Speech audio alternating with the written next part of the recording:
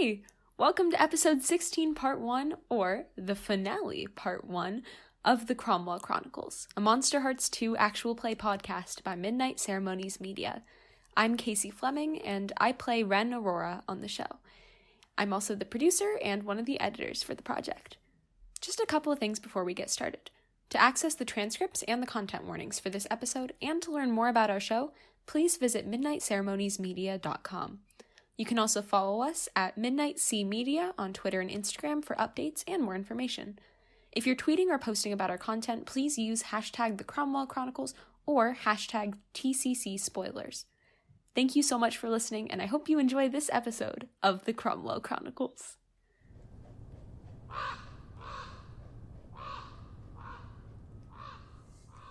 David. Mm-hmm.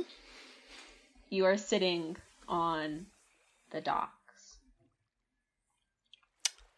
You see rather rapidly, as if there's a wind blowing in, a wind bringing them in, dark clouds rolling and covering up the sun. Getting dark. And it starts to rain. This is convenient. Okay. He says that out loud. And then he opens his phone. And you can send voicemails just as voicemails. So that's how he's doing it Yeah, I've been doing it the whole time. He's just been sending people voicemails. He's not been calling anyone. He scrolls down to Daisy May's number. And he presses the button and starts sending a voicemail. Hey Daisy, this is David. I just wanted to call and say thank you. I know we've had our differences, and I know there's been quite a lot of stress, but I would be quite remiss if I didn't thank you. Your garden was a bit of a sanctuary for me when I had none. Before I knew anyone at all, I had the garden. You care for it with such love, and that love's never going to waver, so I don't know, that love is felt. It was felt by me, at least, a very long time ago, so from a very lonely boy who once had no one but your flowers. Thank you. Hits end on that voicemail. Scrolls down to Eva's number. Sends a voicemail.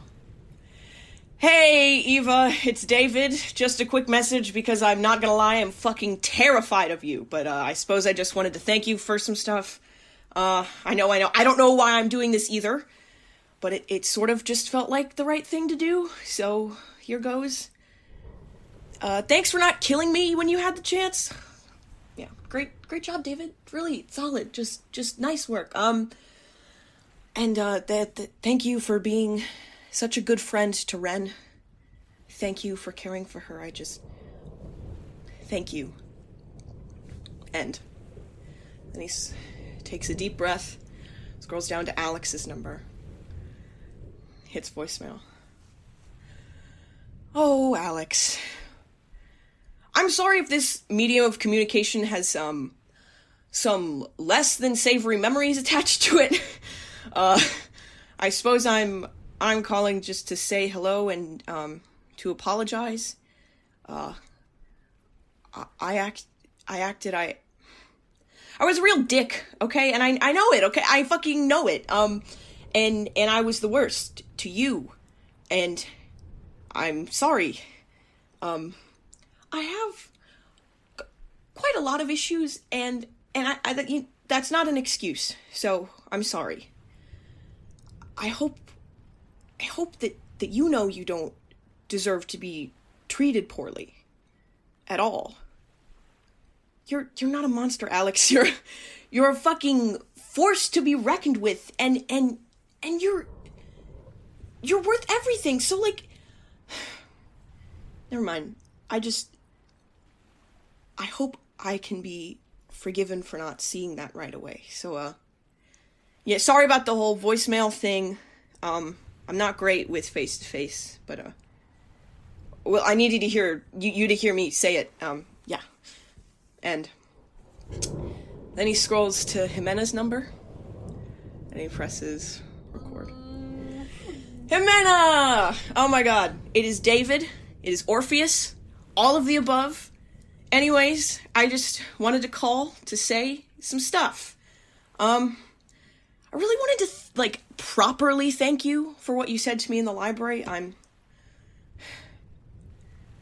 gonna try to be enough for what you said. You are far braver than I am. And smarter. Jesus fucking Christ, are you smart? Goddamn. Anyways, I just wanted to thank you for your words, and, for just being you. I know a bit of your pain, and watching your life, watching you, carry all of it is frankly fucking astonishing to me. You're legendary. To me, anyways. Keep being amazing. Not that, you need my words of encouragement or anything, but,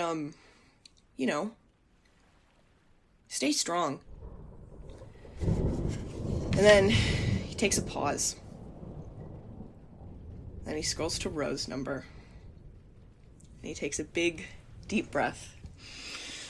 And he hits record. And he says, "Oh my God. I am speaking to the Ro Nielsen. You are one of a fucking kind, man. I hope you know that. I know we're pretty similar people, and I'm sorry if that's, a bit of an insult. I don't mean it like that. Rest assured, you are dealing with everything far better than I ever did when I was alive. Anyways, I'm just calling because I can. And I want to give as much encouragement as I can, because I know you're having a rough go of it. And by a rough go of it, I mean a fucking trash fire of a time. And I know a bit about trash fires. Started a few. Not all of them metaphorical. But you are so just wonderful.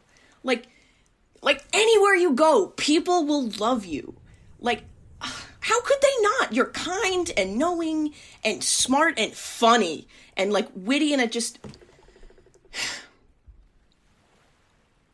I'm sorry the world hasn't held you the way that you have always held the world. But that doesn't mean you stop holding it. Could you promise me one thing? Could you keep holding it? And he presses stop. And then I think he starts crying. But silent tears. And he gets to Ren's number. And he presses record. And he says, "Hey, kid. It's David. No, I'm gonna wait to say that. You know that song we played that night on the docks? That was the first time I played music since I was alive. The last time I'd played anything at all was Metamorphosis' final show. Well, we didn't know it was going to be our final show at the time. At the time, we were just trying to get through our set because the sound tech, I swear to God, not a lie, the sound tech at the venue was drunk off his ass. And every 2 seconds was some of the worst feedback you've ever fucking heard. Dude, it was miserable. I think I might have cursed him out after the show. I don't really remember. And then that night, I drowned. I never played another note. I never wrote another word. I didn't think I could. And then, well, you were there for the rest of it, and I'm not gonna apologize again, because I kind of did that today, and I mean to do that in person. But, you know, I'm sorry for what I did. What I do want to spend time doing is telling you how perfect you are. You are perfect. You are. There is no part of you that is not, like, exactly what it needs to be. No matter what happens, no matter what you choose to do, you will make the right decision because it will have been your decision. Ren, I didn't know that I could care about anyone again. I thought I left that part of me that loved people at the bottom of the sound. But talking to you, making music again, Ren, in the end, it wasn't me who pulled you out of the water. It was you pulling me out. Calvin and I had a Latin phrase that we used to say to each other when I love you didn't really feel like enough. And, his translation for it was, I wish to be able to bear it, and I will not deny that I have tried. Love has conquered me, and before I try this, and before whether it works or it doesn't, I think I want to say it again. But to you, because I love you isn't really even close to enough.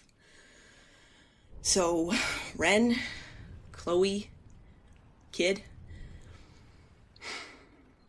Pose pati wolui nek me temptase nakabo, wicked amo.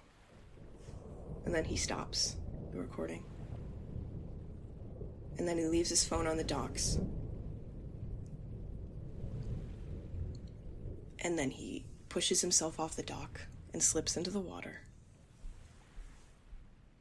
And then he floats on his back. And he starts his own siren song. But the person that he's trying to call back is himself. And he's trying to call back his soul from the water. So, I gotta roll for that. And it's with cold. It's with cold. So...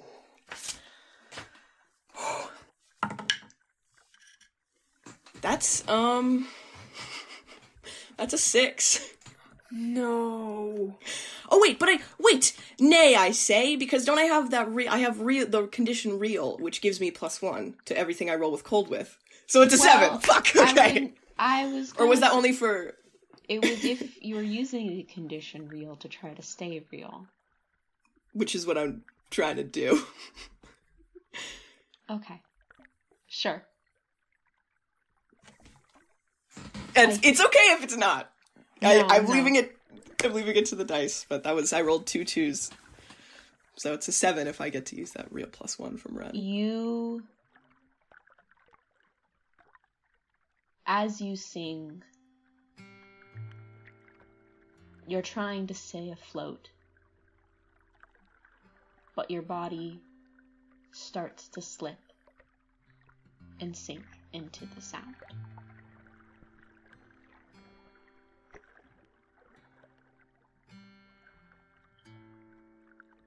Do you continue to sing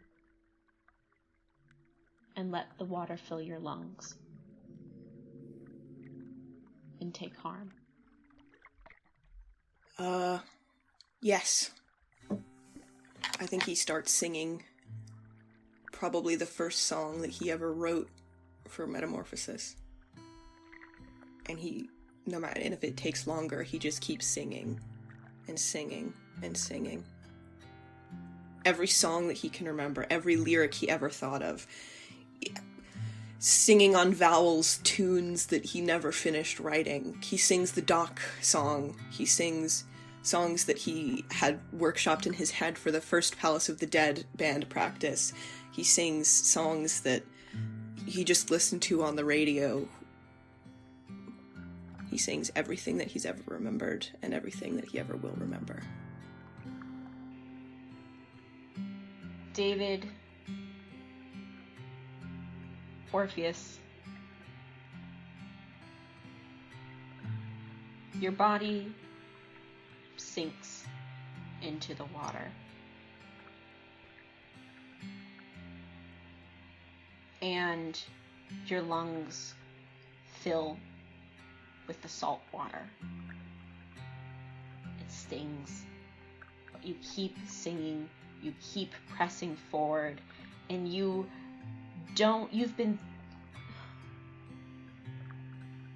there's been this struggle. Are you real? Are you a myth?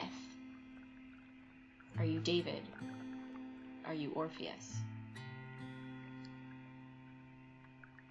And you're sinking, and there's almost this part of you that just wants to let go. It's really hard to live. The water feels welcoming. But then you feel something inside of you. You feel your heart start to beat. You feel warm. You feel your soul. Whatever that may be. And you keep singing.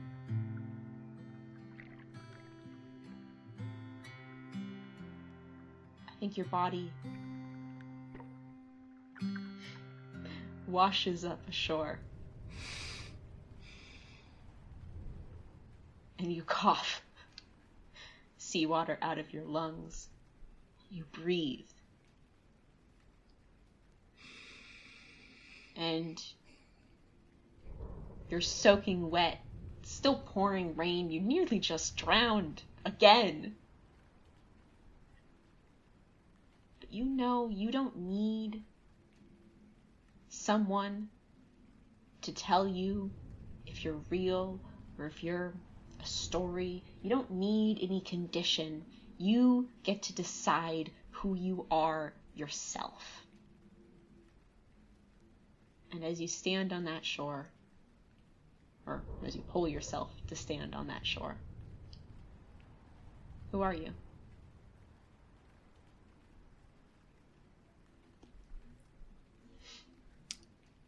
I am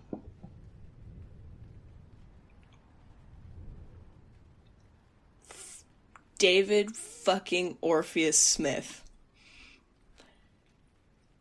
And I'm gonna walk shirtless, gross hair, soaking wet, and I'm gonna go to fucking band practice. Woo! Yeah. I'm really happy with how that turned out.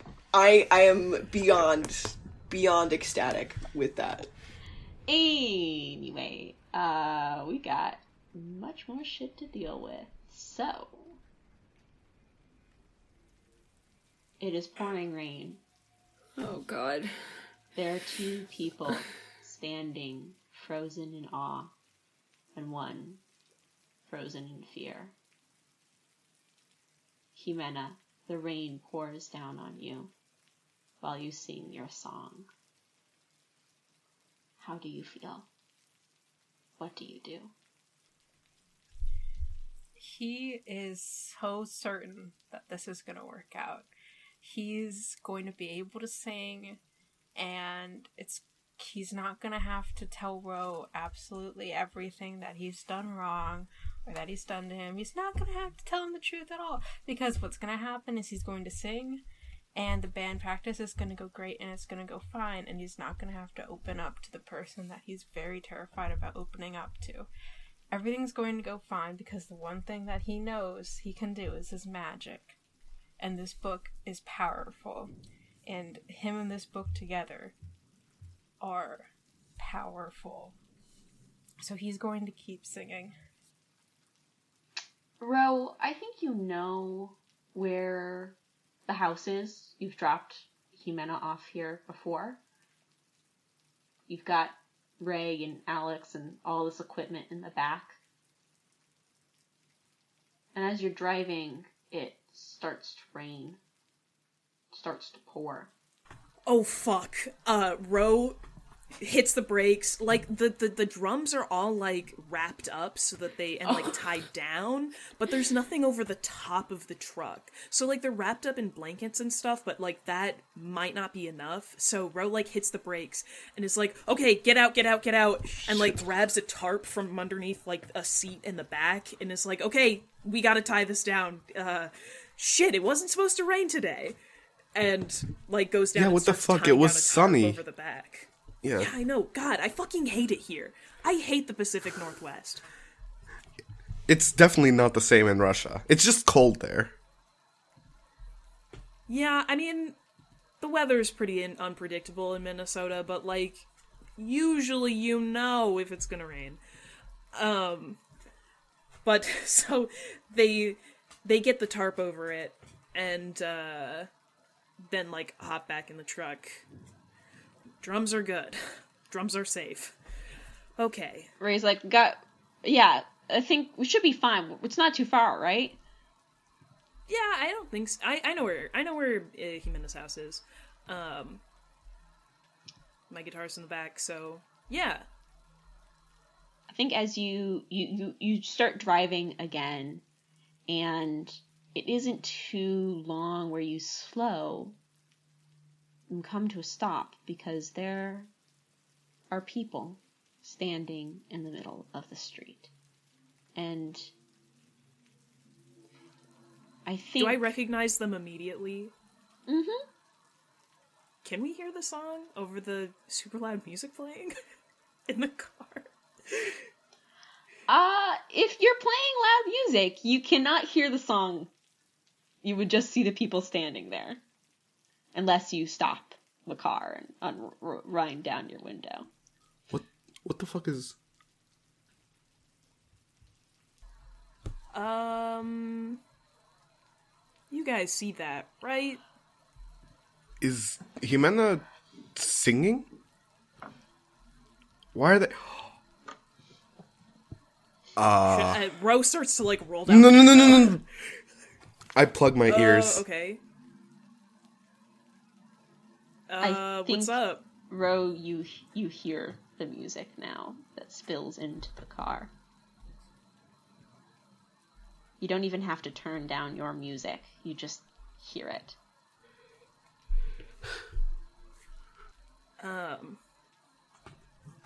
What would it feel like to be entranced by Ximena's song?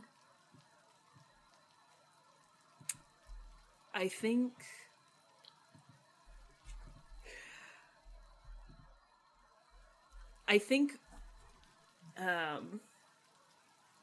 Ximena is singing and drenched in the rain, and I think Ro is hearing her sing, and he looks at him, and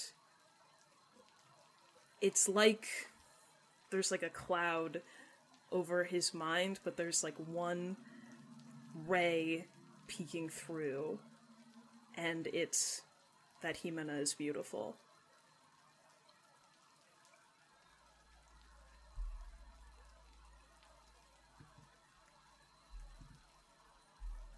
Ray gets out of the car and kind of stumbles forward to the song. Alex, you're the only one who can't hear it. Yeah, Alex Hands slapped over your ears. plugged his ears and I think also starts getting out of the car, but like with purpose, and starts just like repeating, Ximena, stop.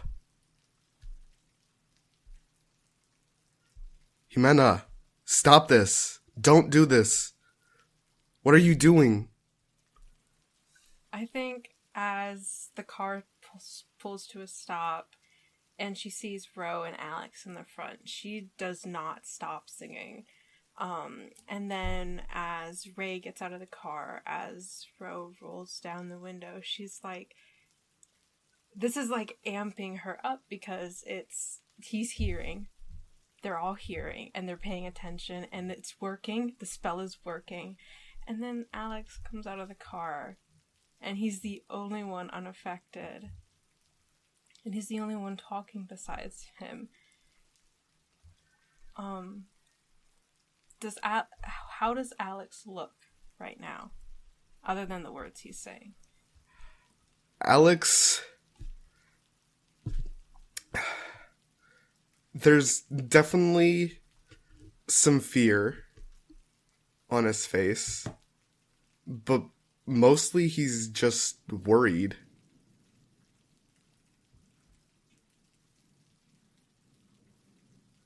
He doesn't know what's going on, and he sees the book on the ground and wonders if that's like Dark One magic. And, I mean, he's seen this once before, but it's like, it's haunting now. The song. It's not Chloe's. I think, something in Ximena, like, panics. So she slaps the book shut. And so she stops singing. I was, hi. I was singing, I was casting something for the,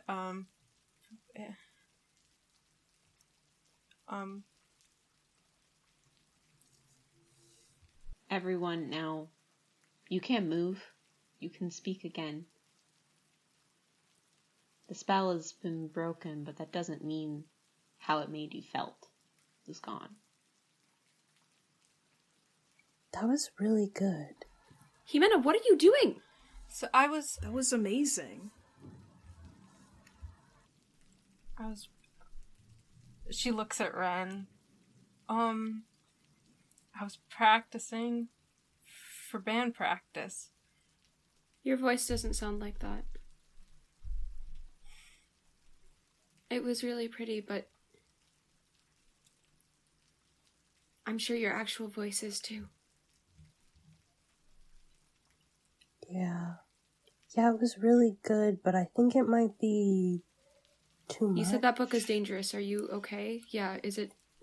Yeah, it's fine. And she... Like, is it actually fine this time? Because the other times you said it's fine, I'm really not 100% sure that it has actually been fine. It's fine. I just was looking something up, and she, like, grabs her bag, and she starts putting it away. We should go to the house. Get everything set up. It's raining. Yeah. It wasn't raining before. Well, it's raining now, so we should get inside. And she just turns and she starts. She pretty much breaks into a run towards the house, not waiting for anybody else to follow. It's not too far away. A couple blocks. Can I run after her? Same. I'm gonna head towards Ro and Alex to kind of debrief them real fast. What do you tell them, Ren?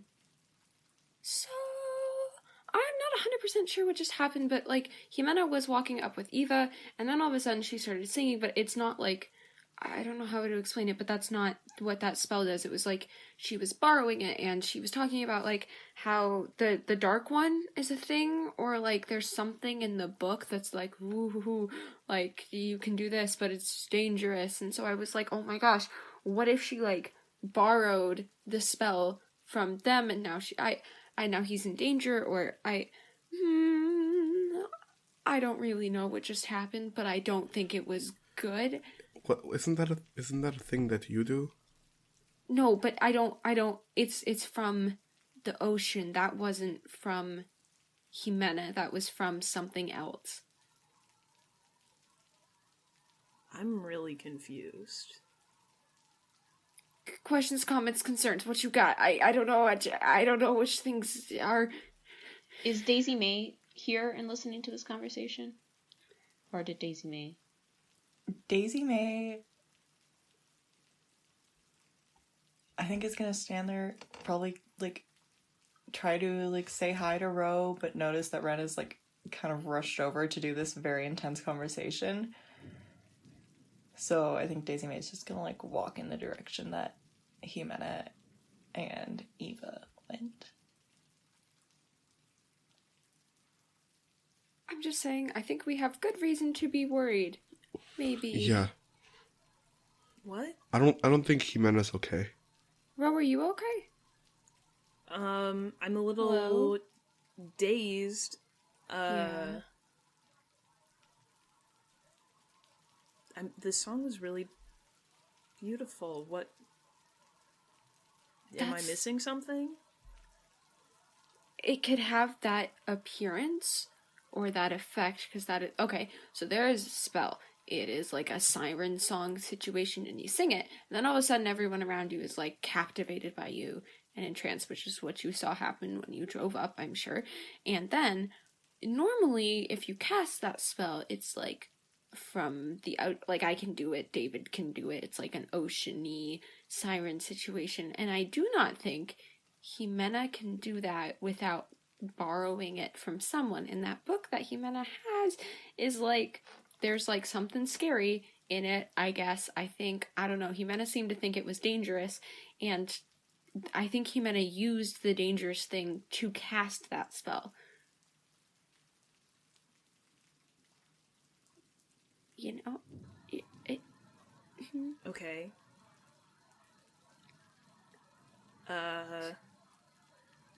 I'm just updating you. We should probably go after Ximena. Yeah. Yeah. Ray. Okay. Ray's like, there's a... Okay, Hi, Ray. hold on. What? He's just kind of standing there like, sirens? Magic? Oh my magic's God. real. Magic's God. super real. Okay. Fun surprise. Ray, We're gonna have to take give you out to. for- We're gonna have to give you the rundown, Ray. I'll take you out for ice cream after this. No, and no. We'll have That's a chat. good idea. That's a good We'll idea. tell you at the house. Maybe. Also, hi, Ray. Hi. Ah. Okay, magic? Real. Real. Real. Got that. Understand that. Magic. Okay, further connection point. Ximena. Magic. Okay. Are any of you werewolves? Are you a werewolf? You're a No. werewolf? No. Ray, Really? No. You should have told me. I didn't... I thought that was like a... Okay. Yeah, I'm a werewolf. Oh my fucking god, dude! Ro like holds out his hand for a fist bump. She fist bumps Oh my back. god, that's so fucking sick. That's I'm really you're- not a werewolf. I'm a fae, but You're a I'm a werewolf. Selkie. What do you think Okay. about vampires if you're a werewolf? Didn't know they existed until... now? Okay, good. I'm a vampire. Great. Cool. Okay, Great. this has been absolutely wild. Go team. Maybe Oh my I'm God, gonna this bring band up is the so idea cool. of running the other direction again. yeah, Maybe. yeah. So Yeah, go we after need to the go. other- So Do clearly you you want to already like know get magic in the real. car? Yeah, let's get in the car. Let's get in the car. Um, You're a werewolf. That's so cool. Yeah, that's so cool. That's so fucking cool, man. Oh my god, I have to tell you about this band I knew back in Minnesota. Holy shit. Okay, I'll save that for another time. Let's go. So, you guys get into the car and go to drive a couple blocks. Meanwhile, Ximena, you went running.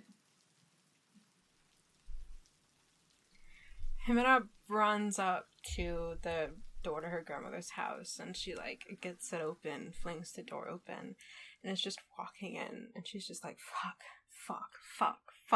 and she just makes a beeline to her grandmother's bedroom where she's usually sleeps when she's here, and she just takes the book and she just starts, like, she kicks it under the bed, and she's like, fuck,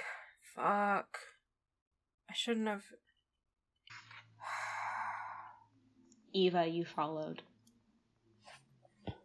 Yeah. Can I find Ximena in this room? Hey. You just ran off. Yeah. When Eva comes into the room, Ximena like turns really quickly and like goes to move back and away from Eva, and then but like falls back on the bed. And she's like, Look, you're super not okay right now, so you don't have to lie about that. She like takes off the sunglasses. And she holds them back out to Eve, like, here. They're, here. Yeah, she'll take them. I shouldn't have...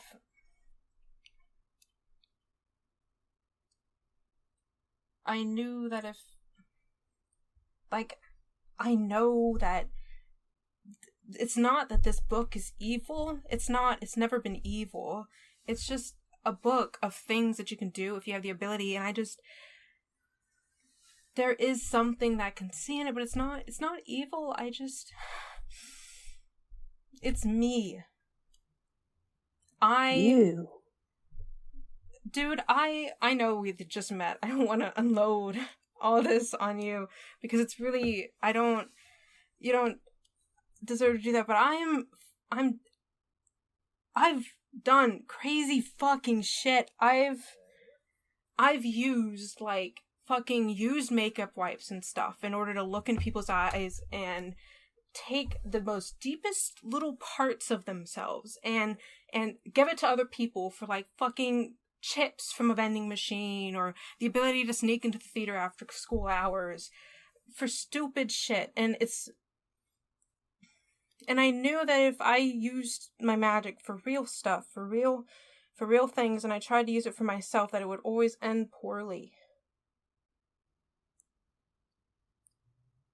I mean, do you consider this ending poorly? Did you see Alex's face? He was... Listen, I know Alex.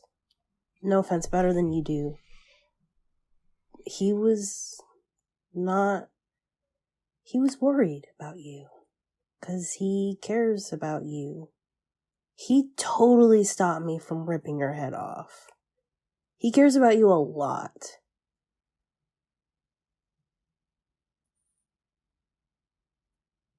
You did a spell.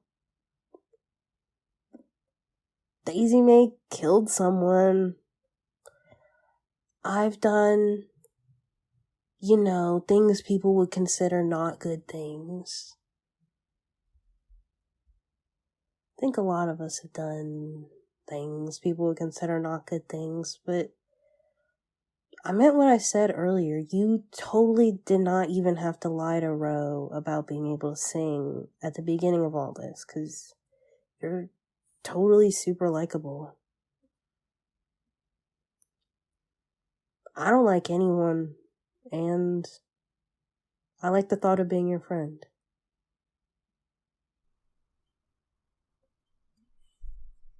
But why?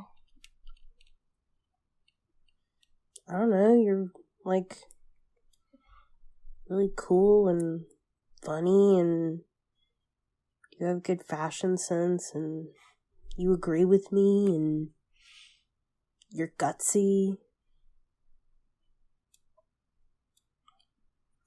But I haven't done anything to deserve any of this. I mean, what? Deserve what? My friendship? Your magic? Anything. I mean,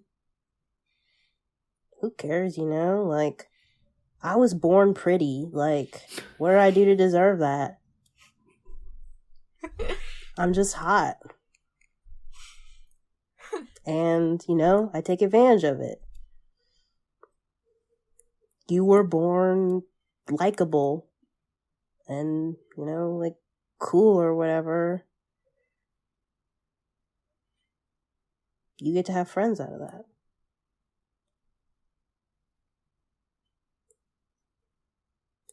Ximena, like, falls back on the bed so that she's, like, just laying on it now, and she stares up at the ceiling.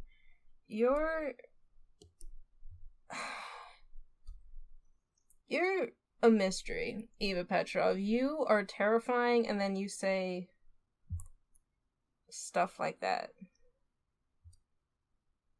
What, that I was born pretty? No, that's very obvious. You're just... he sits back up. Fuck. Ugh. She'll sit with him.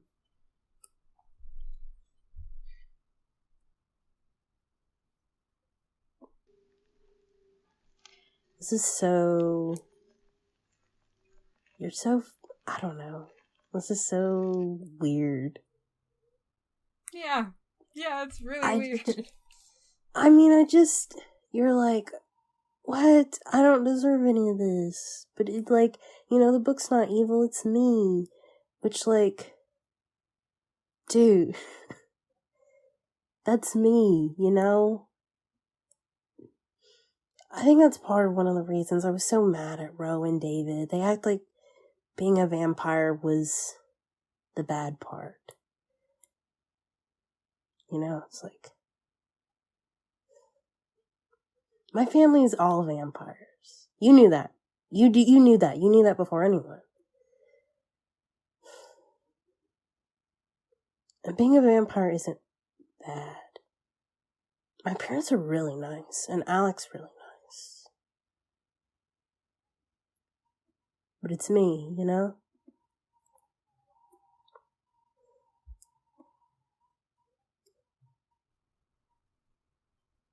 Well, if I'm not allowed to feel bad about doing stupid things, then I guess you're not allowed to feel bad about it either.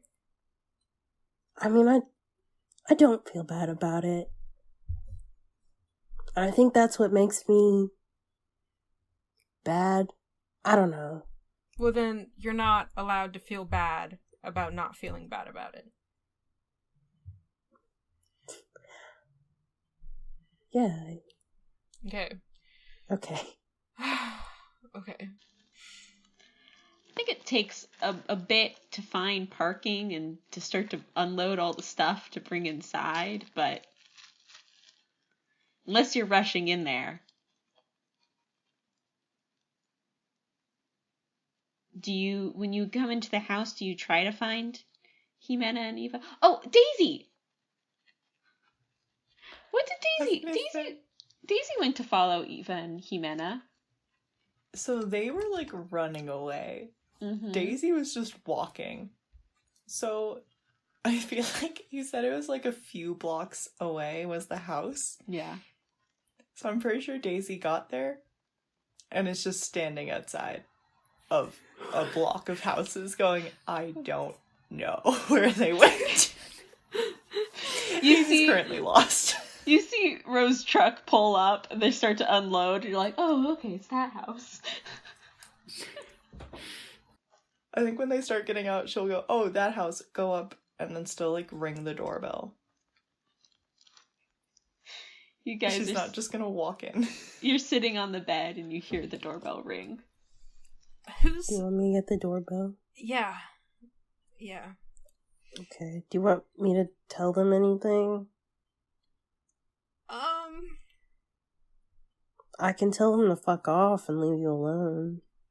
Oh, I wish. But no. If you wish, I can do it. No, let them in. Just tell them to come in. Do you want me to tell them you have a sore throat and you can't sing? I think that's pretty obviously not true.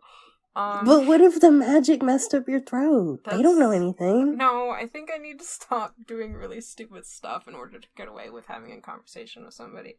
So just let them in. Yeah, just tell them I'm in here and then they can come in and that we can start moving the band stuff in if they want. Yeah. Okay. Eva will fish into her pocket and she'll pull out like an eyeliner pen and she'll toss it to Ximena and like, you're They're not really messed up in the rain, and this is really good. It's waterproof. Thank you. Yeah. Ximena turns away, like, digs out makeup wipes or something, so she can redo her makeup. Okay, bye. Bye. I'm not really good at this, but hope you feel better. Thank you. I appreciate it. You're kick-ass Okay. at this. Now, Thank you. go let everybody into my house, I guess. Okay. She'll run down and open the door. Everyone's there, waiting. Well, everyone except David, but... Hello. This is the right house. You can come in. Ximena said it's okay. Start setting stuff up, move stuff around, I guess. Okay, awesome. Could you grab, there's like a symbol in the back. Could you grab that? And Ro just, my shoulders hands past hurt. Eva. Bye. I'm gonna help you with the symbol. Baby. Oh, okay. I guess, never mind. My hands don't hurt. Yeah, I'll go. It's a miracle! Really? Okay, Alex, come here. What? And Oh. they start, setting up the drum Okay. set. Yeah, Ray starts setting up the drum set. You bring the keyboard and the mic stands in, and The amps. yeah, everything. Daisy, where do you go in the house that there's a whole bunch of music stuff going on? You don't really know that. I think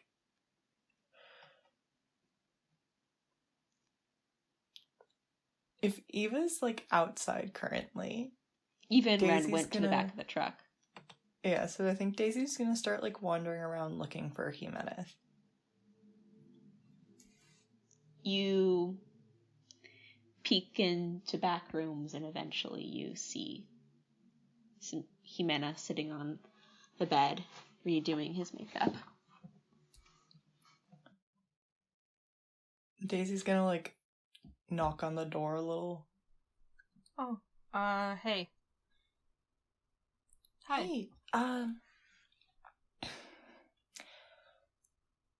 that was kind of cool. What happened out there? It didn't scare you? No, it was impressive. You're a very powerful person. Thanks.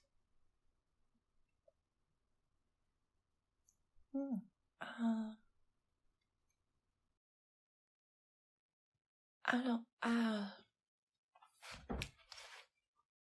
don't know if this is something you could do, but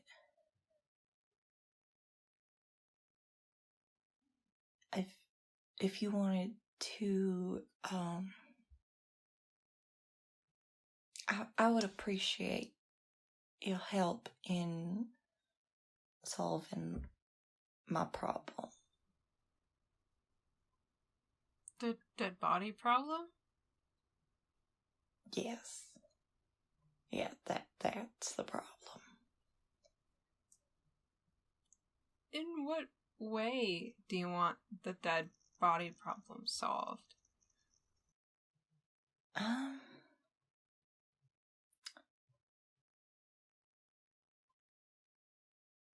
In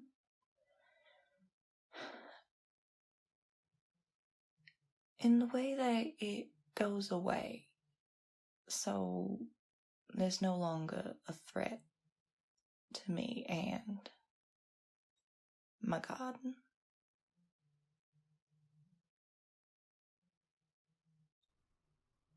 Well, there's multiple different things that I could do to make it go away, but it would all require, I would need, Ximena caps the eyeliner pen when she stands up. I would need something personal of whatever target I end up choosing. So if you have something that used to belong to the person who is the dead body, I could try something.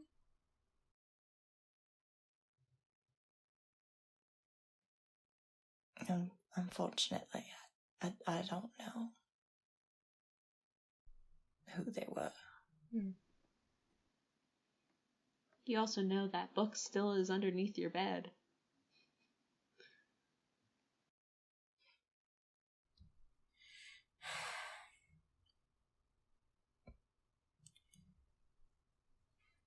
Are they still setting up the equipment? I believe so. Come in. Close the door. Daisy's gonna enter, close the door. She's gonna turn towards the bed and pull the book out from under it. And she's gonna see if there's anything in the book that can help her with getting rid of the body, not hurting anybody, but getting rid of the body from very far away without any tethers to it. Roll with dark. Gaze to the abyss. That's a 5 and a 3, so that's an 8 plus 2 dark. It's a 10. The answer is clear. You find it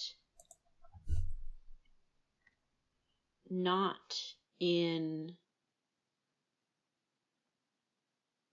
the spell books, not in the spell book, in its printed words, or in the notes scribbled in pencil and pen in the sidelines.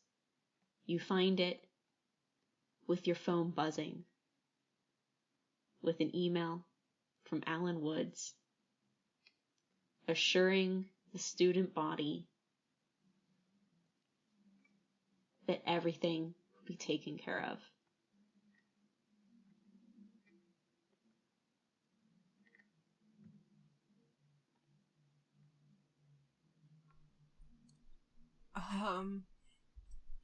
But you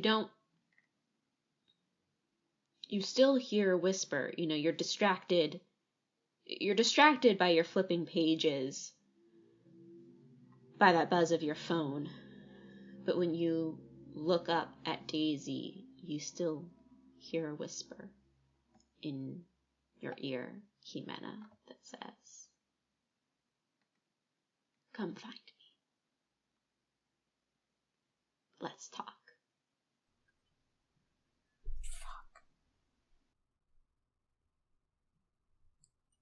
Ximena's just gonna close the book, put it back under the bed, and gesture towards the email on her phone, and muster up a smile at Daisy May. So I don't think we need to worry about your dead body problem anymore.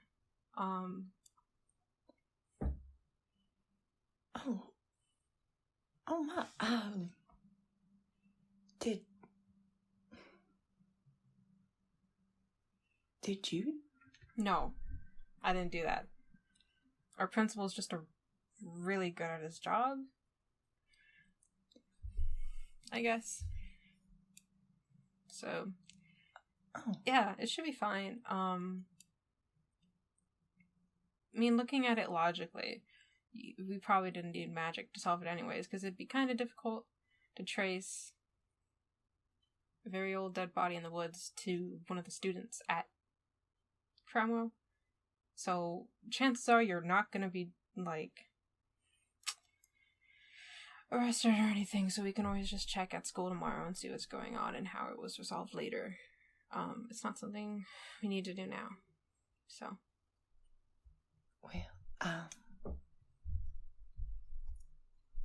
Well, thank you. Yeah, of course. She'll probably go see how setting up is doing then. Yes, probably. And once Daisy May walks out the bedroom, Ximena lingers at the doorway and looks back to the book. And with her eyes still on it, she pulls the door closed. And then she turns away to follow Daisy May.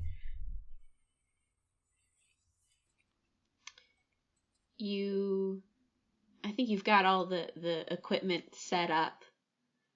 Or you're getting all the equipment set up. What?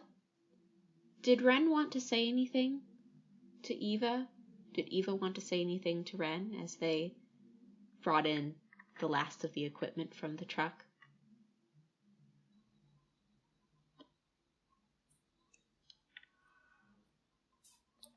Eva didn't have anything to say, but when Ren said that they were gonna help bring in the symbol, then Eva was like, sure. Ren will kind of wait until they get out to the truck and be like, alright, is Ximena okay? Just, you don't have to tell me details or anything, just baseline. Like baseline of where they normally are.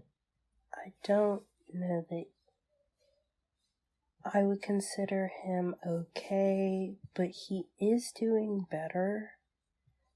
And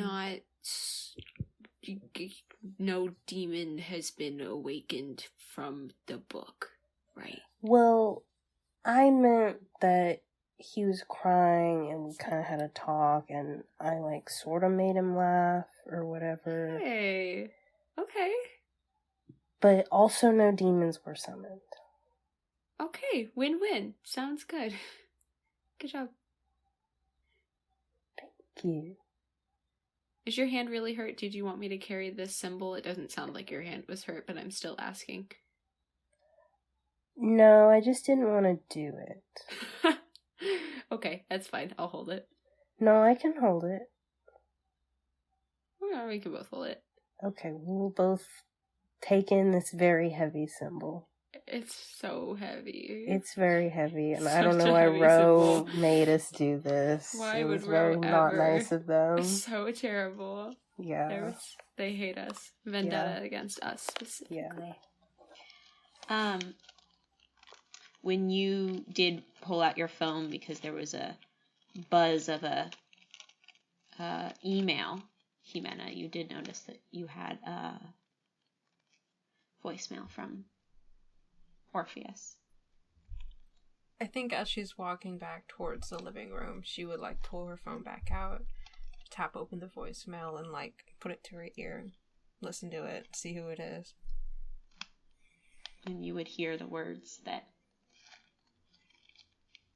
he said. As Ximena's like listening to it, it's not like a very far distance from the living room to where she was. So as she's walking, I think when she realizes like halfway through that she's listening to an Orpheus voicemail, she like stops. She lets it finish, and then she like very slowly takes her phone down. Is anybody like, because she told them to set up in the living room, so who's in the living room right now? Pretty much everyone. I got a voicemail from David. Something, did he send anybody else one? Everyone, as you pull out your phones, you notice you have voicemails from David.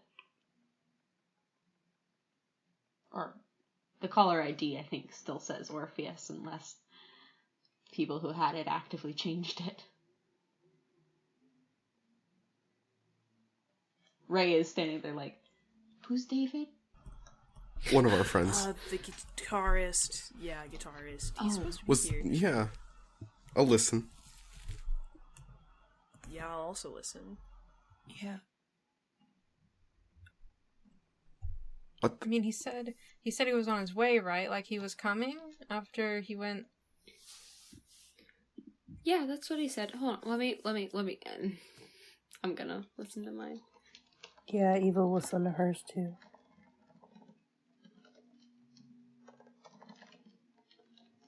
How do you all react? he's coming, right? Ren, you know David better than I do. He thanked me in mine and got a bit emotional.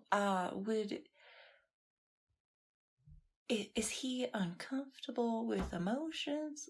Like, would he purposefully not do that in person? I think Ren is still listening to theirs because theirs was a little bit long, and will probably turn to Daisy May, and you can already see like tears gathering in both eyes, and Ren is like, fucking, 1 second, I will be right back, and is going to walk out the door into the rain. Ro has also listened to his entire voicemail and just has a hand over his mouth and is crying silently. Ren, you walk outside. I think Alex kind of follows, but stands in the doorway. Ren walks all the way down the stairs, lets himself get soaked by the rain, and then just screams out into absolutely nowhere, "David, fucking come home!" And you see strolling down the street, shirtless, chest bared, grinning, soaking wet. I think probably laughing too. I fucking did it! Yeah, made me cry with your stupid ass He doesn't say anything. Yeah. He runs up barefoot. He's, again, like I said, he's barefoot. No, he just runs up and he just hugs Ren and he like spins her around like a fucking princess in a Disney movie. Just like, I did it! I did it! He sets her down. What are you talking about? I did it. What? I did it. What the? It's... You're gonna have to start talking real fast. Real fast, David. I thought, I'm real, and I did it, and I figured it out, and I tried something, and it worked, and so now... Ren will walk forward and pull David back into the really tight hug, but if you're paying a lot of attention to Ren's facial expression, not much about the way Ren's looking at you changed, because you were always real to her.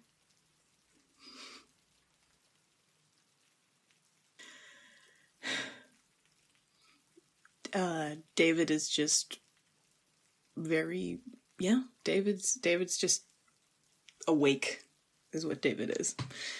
And then he walks, he's like, all right, is band practice still on? Did I miss anything? Yeah, no, band Hey, practice. David, what the fuck? Oh, hi, Alex. Hello, I'm here. Sorry about the panic. It's fine. Let's just, I'm just gonna go. What the fuck? I thought you were gonna die. No, Yeah, well, I think that is kind of the vibe it had. I might have died. It was just in case, but I knew it would work. I had no doubts about that it would work. Wow, You yeah, fucking kiss me and then you go die? Like, what the fuck? We don't, let's just, David walks into the room. So now everyone knows. Everyone has heard now Alex mention being just. Wait, what? We got band practice. I have band practice to do. I'm sorry. And he walks into the room completely soaking wet with no shoes and no shirt.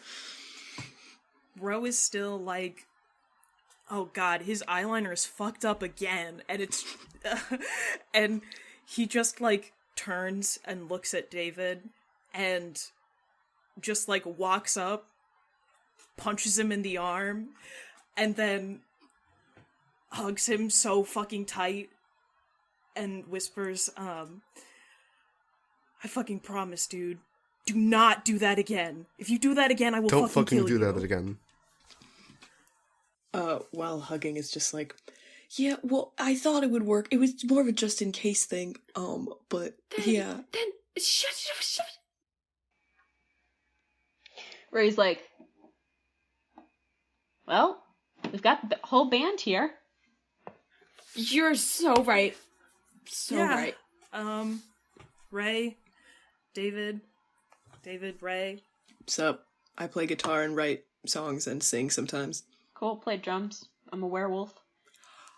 You play drums? Hell yeah.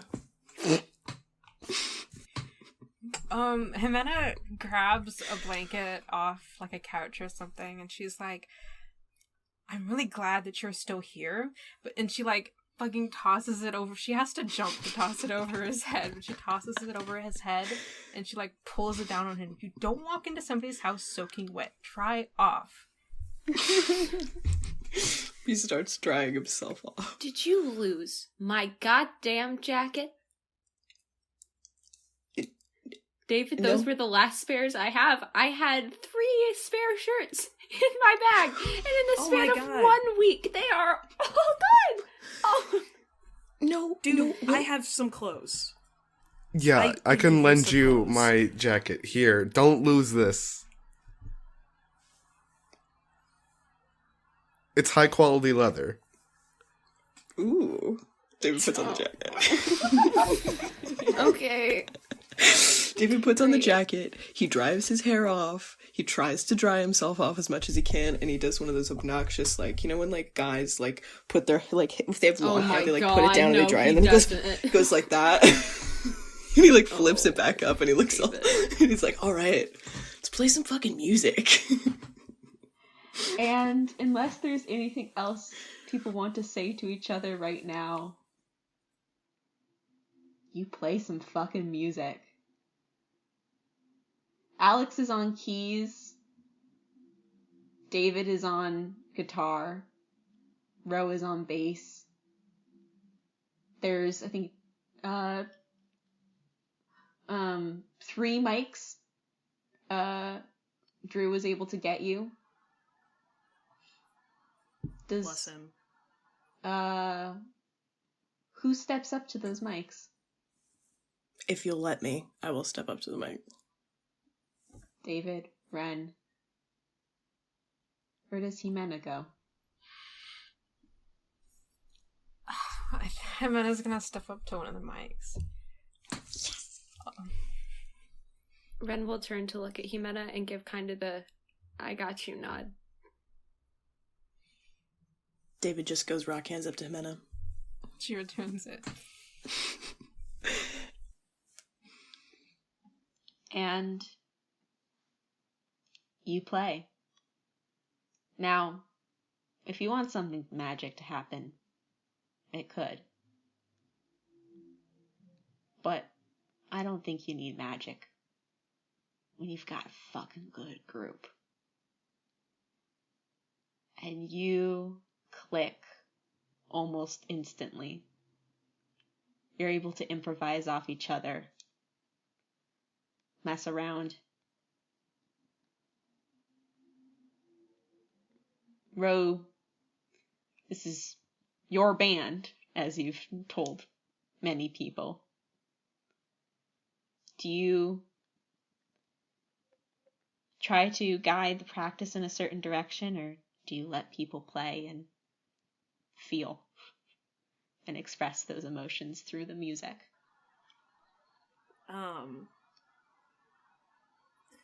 I think, like, it's, like, in the middle of a song and everyone's, like, really into it and jamming and having, like, the time of their lives, and Ro, like, pauses and just watches and hasn't felt something like this in a really long time. And I think for the first time in a while, he feels really hopeful.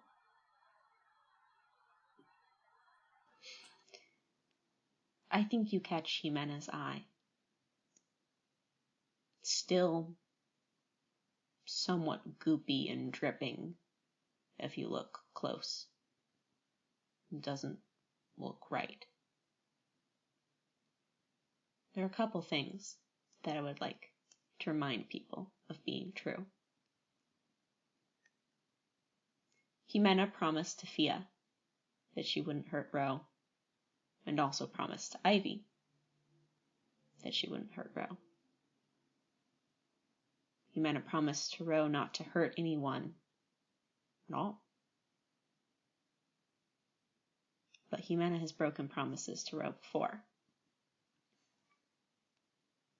Ximena's heart was broken by Ro explaining that he doesn't date people from the band. And Ximena, a witch can only leave their darkest self when they offer peace to the one they've hurt most. With all of these things being true, what does Ximena and what does Ro do? Once the practice has kind of like paused and people are getting water or like taking a second to sit, Ximena's gonna pull Ro off to the side a little bit into one of the side hallways. Hey. I haven't had the chance to explain basically anything that has been going on, and this practice is going really, really, really good. So I kind of want to, maybe this is a bad time, but I want to lay it out all on the table so that there's nothing that I'm not telling you that you should know. There's nothing that I'm not telling you. You know, I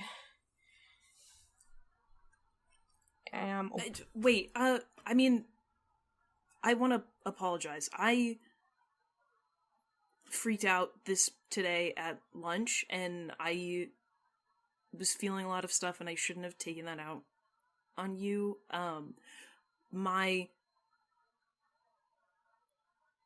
I was feeling really on edge, boxed in by my mom, and that wasn't your fault, and you don't owe me explanations. You don't owe me your secrets. I was saying a lot of stuff that,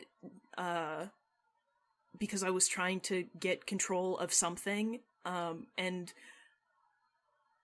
I don't control anyone but myself. You don't have to explain anything to me that you don't want to.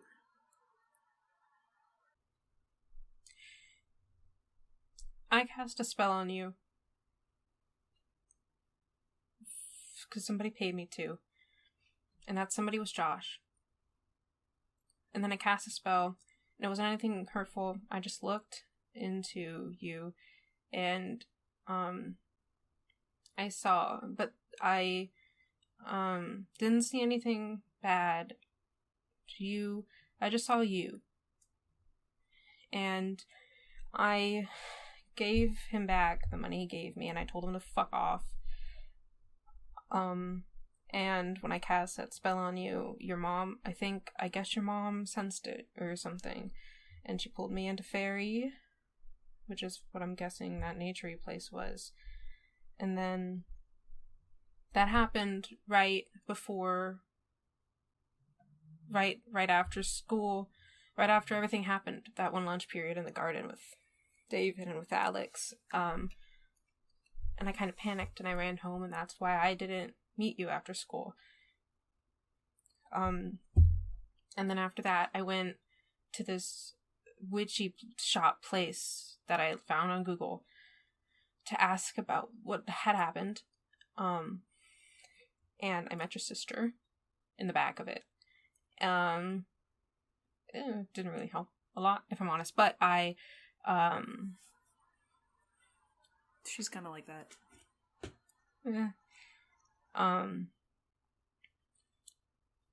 And then like immediately after that, I got the like text from Alex, and then I went to the docks. And yeah, I know you don't like, it doesn't really, I just wanted to say that I'm sorry for invading your privacy, because I did do that, even if you didn't know it and you're only learning of it now, and I just wanted to apologize for it. And also, I'm I'm really, fuck, laying it all on the table. Okay.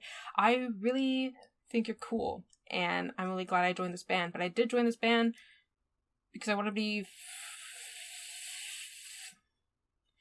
because I liked you, and because I like you a lot, and I thought, joining a band would be the best way to do that.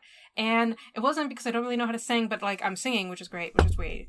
Really weird. It's not, like, bad singing, but I guess I'm doing okay because nobody said anything yet, which is great, because I would be really bad if I was a bad singer and then I was in a band. But, I think you're cool and really awesome, and you do this cute little thing with your nose when you're thinking, and you, like, scrunch up your face, and I think that's really nice.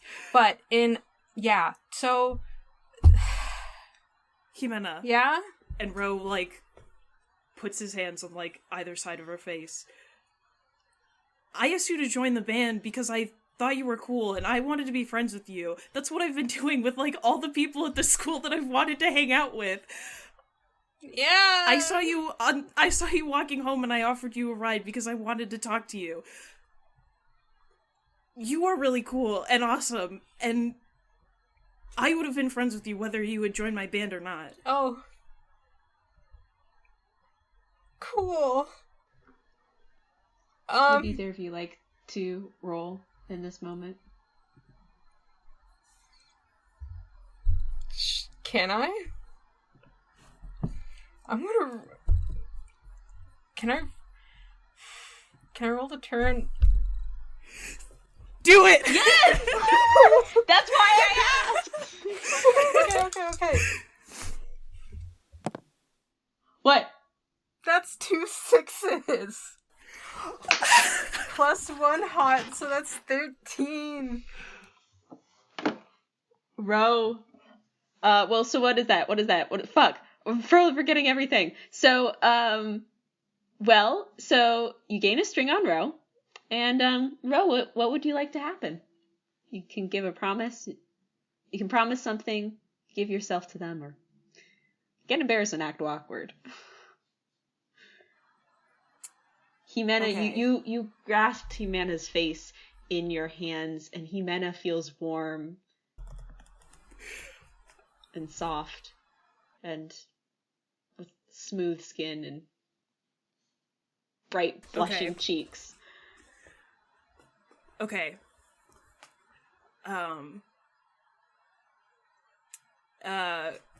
For game purposes, Rose choosing the give yourself to them option, and this is what Ro does. Ro like looks at Ximena and then like looks away and then down at his feet and is like also starting to blush, and he says,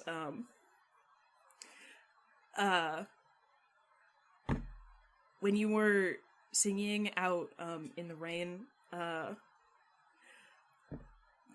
know that everybody was like totally freaking out, but I thought that you were really beautiful, and that wasn't from the song, that was just from you. And I know I said I don't date people in the band, but if I'm being honest, that's like kind of a rule that I use as a coping mechanism so that people in the band don't leave me. Can I kiss you? Yes! Yeah. What does Ro kisses Ximena. What does it feel like in emotions for either of you? How does the kiss make you feel?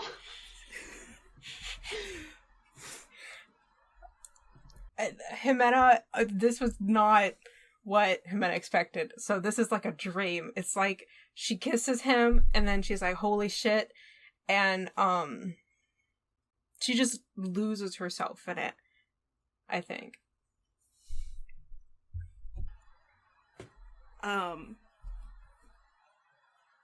Ro is also kind of surprised, but at himself. They're not good at talking. They're not good at talking to people that they like, and this is like, but I think that it's everything. Like, it's hope, and it's happiness, and like the start of something completely new, completely free of like a longing for home. It is home, and I think Ro just feels like completely warm and happy and complete.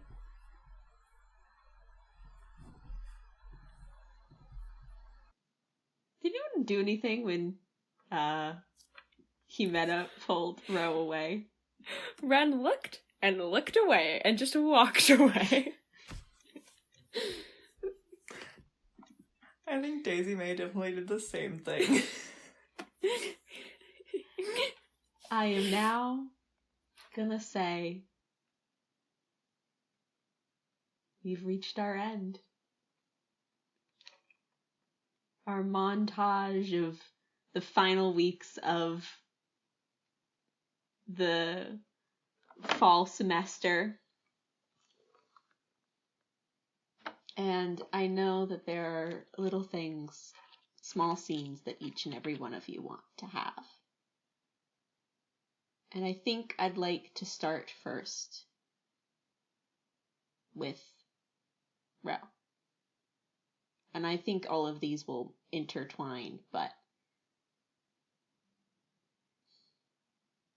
what does Ro do that evening, in the next weeks, in the next year?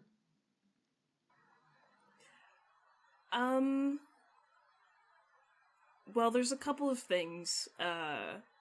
Ro... But first and foremost, I think that Ro goes home that night and has dinner with Phil. And Phil tries to make dinner. Oh, God. But he's tried so hard. He's got microwaved vegetables. He's like, yeah, you're cuz you're like a growing kid, so I'm going to we should eat vegetables. I shouldn't just keep having pizza. We should have vegetables. Yeah. Yeah, thanks, man. And I think the next day, Ro goes to school, goes to jazz band, goes to gardening club, but I think after school, he calls his dad. And... Hey, kiddo! Hey, Dad. Hey. Are you busy right now? Actually, I'm not doing anything right now. Caught me at the perfect time. Okay, cool. I need to be completely 100% totally honest with you. I miss you a lot, and I miss you too. I don't want you to live in the park anymore. Moving here was really hard, and being here has been really hard. I mean, it's getting better, and I've met a lot of, really important people, but, you're my dad, and I miss you, and I don't want to live with Ivy's weird assistant guy.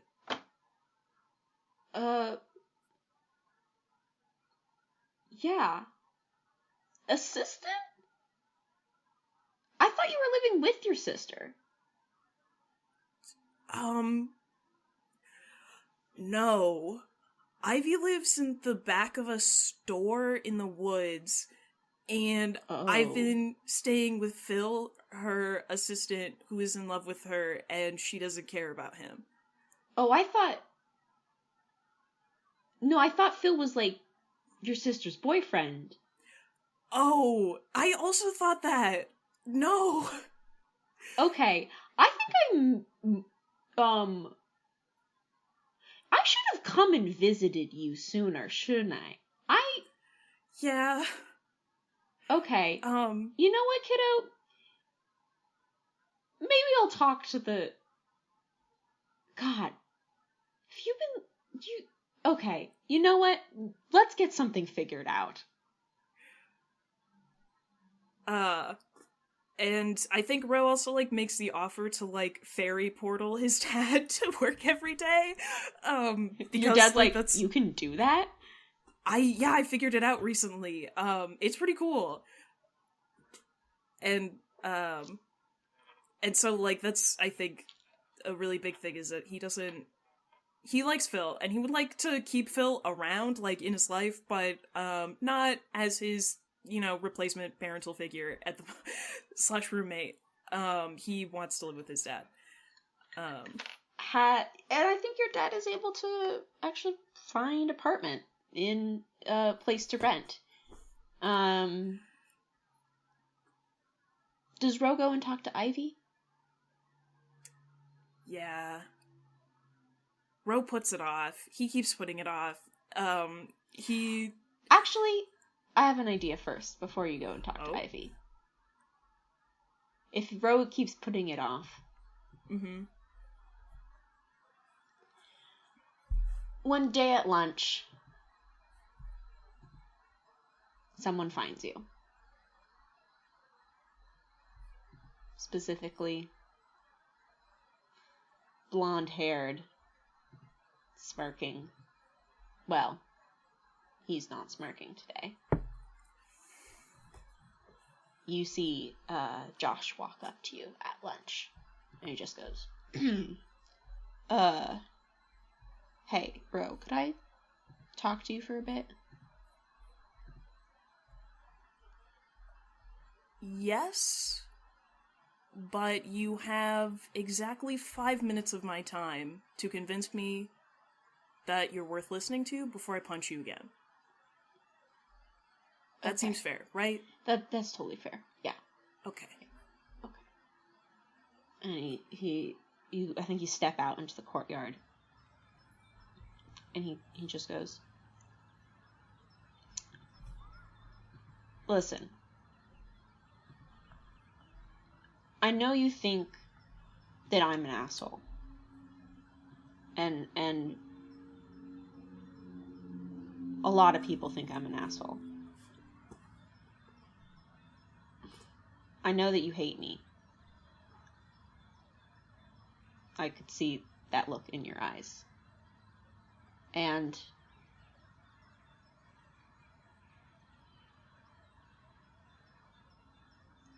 I don't want to be an asshole.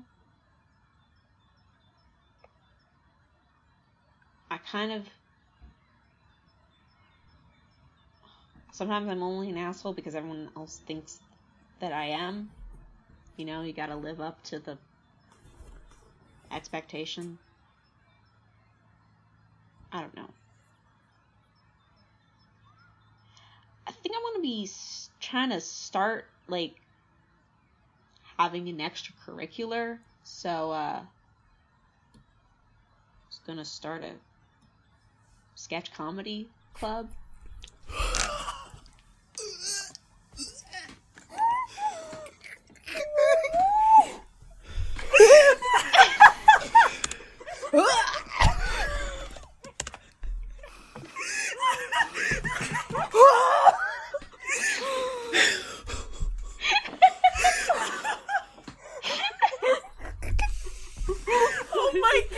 Saffron Heftigab, that is the single most ridiculous thing you've ever said to me or anyone in this call. I hate that. Is it just John? Just standing there making horrible jokes? You didn't let me finish! No! Oh my god! How could you make this better?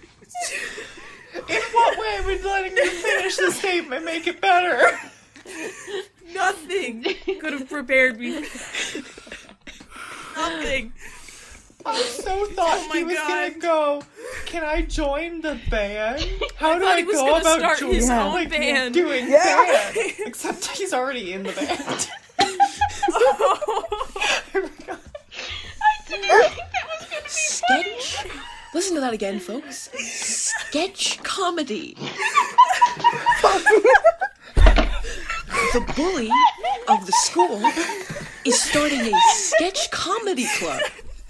Anyway, I was wondering if you'd like to join. And if you don't want to join... If you don't want to join, could we at least maybe make some peace? And this is him pulling the one string that he has on you to tempt you to... Damn. To forgive him, or not forgive him, at least to, Yeah. tempting you to remove his condition of asshole. Help him Yeah. make a better name for himself. Ro stands there for a second, thinking, and is just, like, silent for, like, a dead, 30 seconds. And he's not really thinking that hard, he just wants to freak Josh out and, make him squirm. And then he says, listen, man, I'll be completely honest. You are you have been an asshole. You've been a huge fucking asshole. And part of that is you, and part of that is the fact that you're a trumpet player. So, sometimes we can't help these things. But I will say this. I'm not going to join your sketch comedy club because I don't do that, man. No. However, I'll hang up flyers for you or something. Okay, cool. You know- So we kind of already have... I do have somewhat of a flyer design. So... Okay, perfect. Print it out, give me some copies.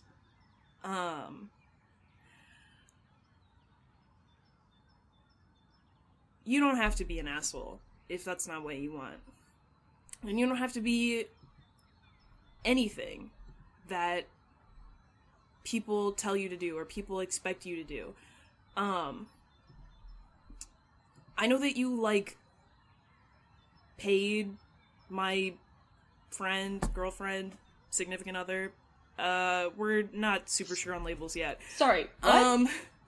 You paid them for a spell on me, and I know that she didn't give you, the info and just, give you your money back, but I can tell you what he would have told you if he'd actually given you the spell, and that is that before I came here, I was really, really god-awfully lonely. Until about 2 years ago, when I made amazing friends that I started a band with, and I miss them still. And, my whole life I've been trying to figure out where I am, and who I am, and where I belong, and all that.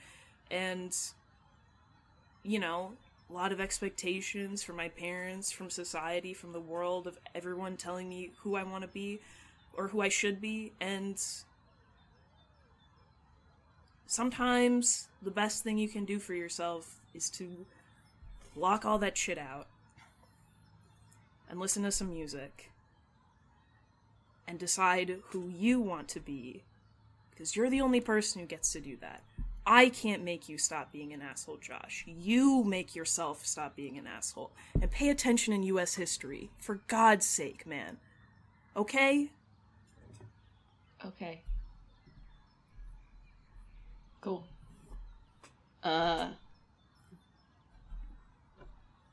Cool. And I won't Thanks. punch you anymore. Yeah, I'd appreciate that. Yeah. Cool. And he turns and kind of gives you a little bit of a finger salute, see ya, and walks away. Oh my god, that guy sucks. But Ro does put up the sketch comedy flyers. He does help with that. And he'll go to the first show and not a single one after that. I do want to make clear, because I realized I didn't fucking actually say it aloud. That, apology and kiss that, Ro and Ximena shared, got rid of Ximena's darkest self. And the other thing I'll say is that as these weeks go on, Alan Woods stood right by his email. He is really good at making problems disappear. What a man. God, we stand Alan Woods in this house. We do. So, Ro, you put off going to talk to Ivy. Are you more inclined to go talk to her after talking to Josh? Yeah. I think Ro tries to put it off and then talks to Josh and, like, hears themselves say, like, those words, like, you decide who you are, and is like, sort of realizes, like, I've been approaching, like, thinks on it for, like, a couple of days, but, like, realizes, like, I've been approaching this, like, relationship with my sister, like, entirely from the wrong direction, because she can't replace my mom. She can't be the person that my mom was supposed to be for me. She is just Ivy. And Ro wants a relationship with her as Ro and Ivy. And so, like, one day after school, gets in his truck, goes to the magic shop, The magic market. The woods. Yes, the magic market, and goes to see his sister. The air is cold now. I think it's December at this point. And the leaves are tinged with browns and yellows and fall colors. But they shift and rustle, and a figure walks out. And it maybe looks a little less like a tree covered in ivy and more like a woman with dark brown skin and a draping green dress. She goes, "Took you long enough to come see me." Sorry. You know, Mom was in town? Yeah. But that was a couple weeks ago. Yeah, I mean, if by in town you mean that she dragged one of my friends into Ferry Yeah. to interrogate them, yes. I'm aware of that now. Yeah. They haven't hurt you yet, though, so that's good. Yeah, I mean, he probably won't, but, you know, I feel like it's safe to, like, consider that promise fulfilled, or at least, like, I don't know, don't come after Ximena, maybe, without talking to me first about it. I don't know. Something to think about. Yeah, but there's something between you, so I'm just gonna make sure. Oh my god. I'm just gonna make sure. How do you know about that? How do you know about that? Because I'm bored and I have nothing better to do. Okay, fair. What do you want to talk about anyway? I mean, besides the fact that it feels like everything has happened. And also nothing has happened. Yeah. Do you need advice? You usually need advice. What do you need advice on? I don't need advice. I don't need advice. I actually just wanted to come and talk to you. See what you were up to. I actually have been wondering for a while why you're here, like in the human realm. But I never got around to asking. Oof. We're gonna need to, like, go somewhere other than just here, if you want to hear that story. Sure, I've got plenty of time. Do you think they'd let me into a bar like this?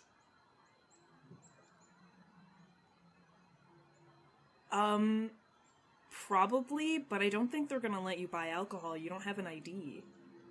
You need an ID? Yeah. You look like you're immortally 27.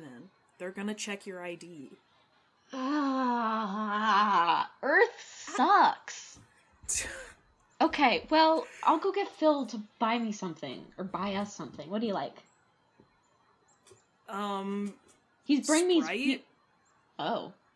Okay, he brings me wine. I'll have him bring you a Sprite and me wine. At some point, we're gonna have to talk about your relationship with Phil, because I'm a little concerned about him. That's part of this. Do you want to hear it? Okay. Yes. I think she, goes, she basically... She's just like, hey, Phil, and she, starts talking to the air. She can just, talk in his mind.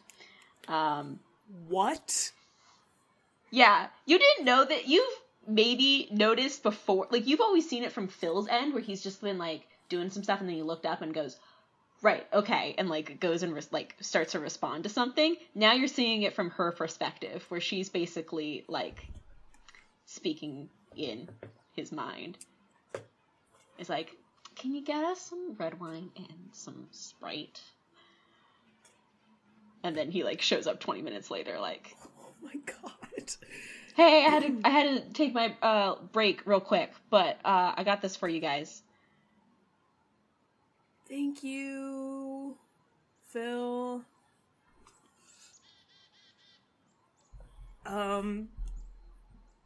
Okay, cool. Can you explain that, please, Ivy? What? Okay, where to begin? Fairy, you've never lived there, so you don't really, know what the rules are like. But it kind of sucks. Everything has, every single interaction means something.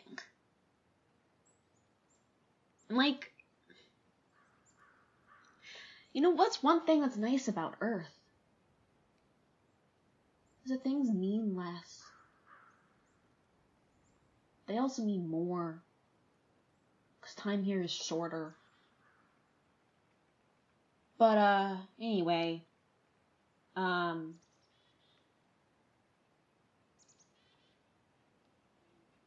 Interacting with people from Earth, for Fae is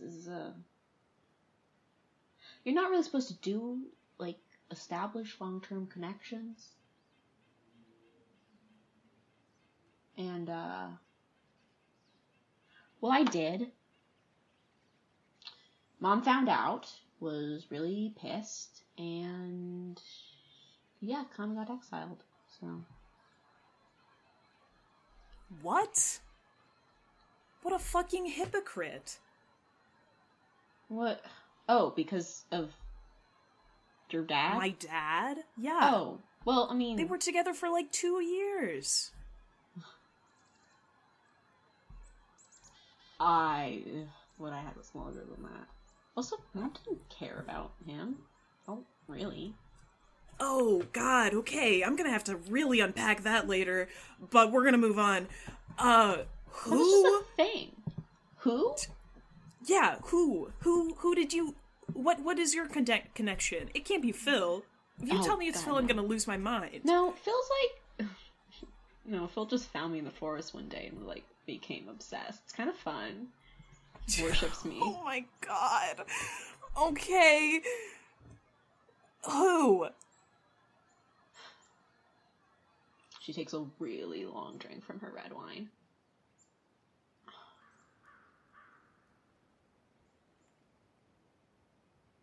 Her name was Sapphire.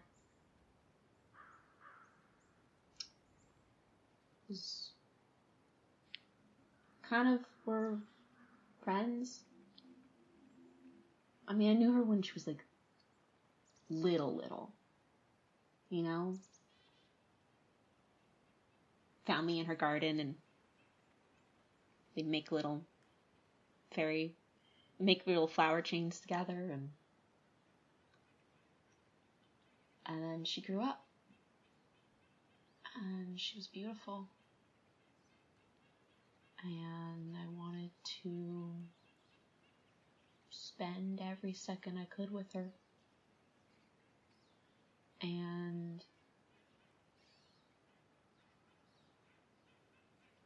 But, I had to be here to do that. Because if I was in Fae, it would be like, blink and 14 years had passed, so, I'd take long trips out, or short trips out. I don't really know. Time doesn't make sense, but, eventually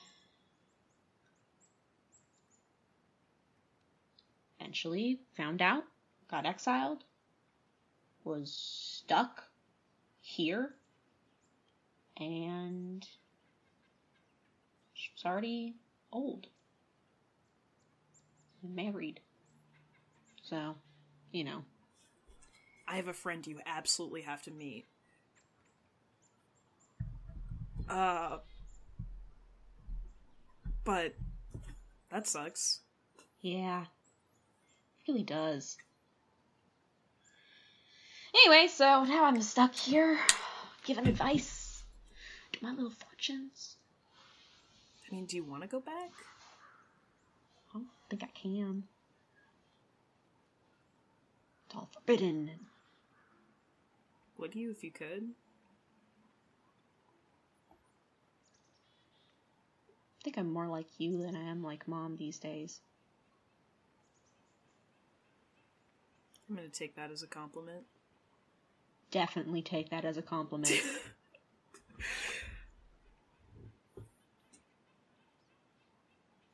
Yeah. I talked to her the other day. She kind of yanked me into fairy. God, I hate when she does that. It was terrifying. It was actually maybe the scariest moment of my life. I didn't feel fear until I came here.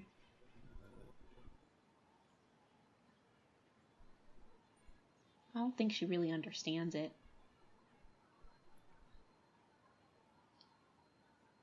I don't think she understands a lot. And this whole, you can't stay in the human realm or have connections, blah, blah, blah. It's,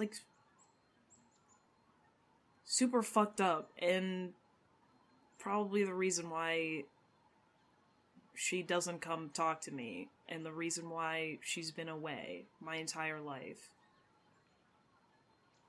And to be honest, even knowing that the reason she stays away from me is because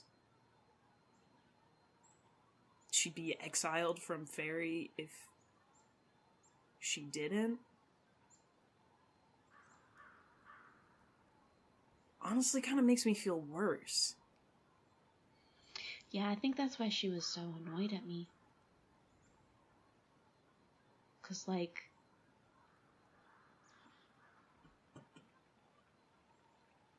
I did the thing that she didn't let herself do.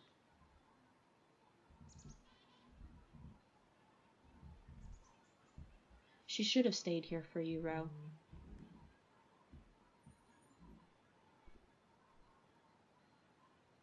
Yeah.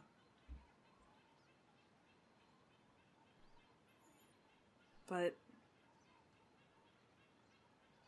I think maybe I don't really have a connection to Fairy. It's just me. But I think that maybe the ways that I'm connected to you and to the earth and to the forest, it's not enough to make up for, losing half my life, half of who I am. But it's a starting place to find something, maybe.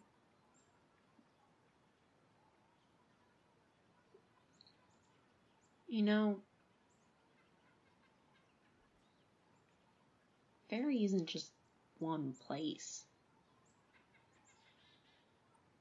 I'm exiled from there, but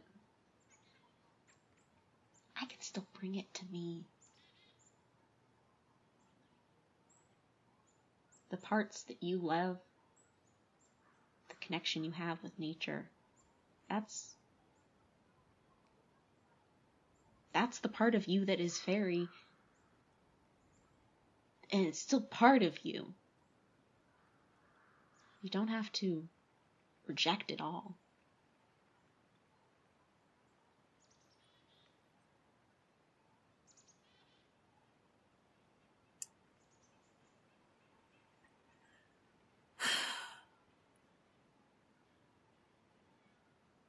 I just, I think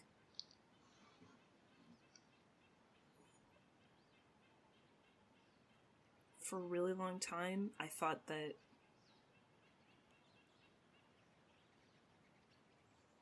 I was the reason she didn't stay. There was if I could just be more Fae, if I could be right, if I could make promises and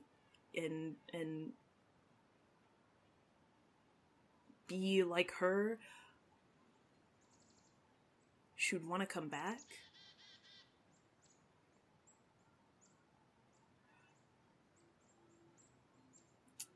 And I know she's not.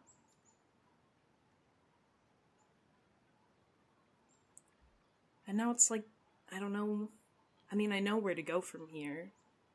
I have to fill out college applications and shit now. But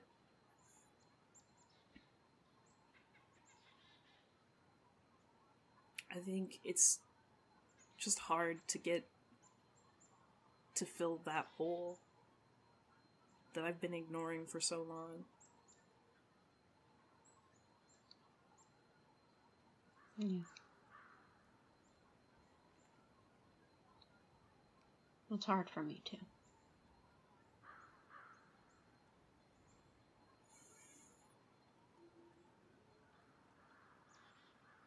We should talk more. Yeah. Also, I might need your help with, some magic stuff, because my dad is moving back, and I want to, get a permanent sort of, portal going so that he can get to work 3 hours away. Ooh. So a portal, not to fairy, but to part of Earth? Yeah, a separate part of Washington State, actually. Okay. So we could probably, keep that one rolling Yeah. around up there, We'll probably come back and ask for your help. Her eyes widen, just a little too wide. That sounds like fun.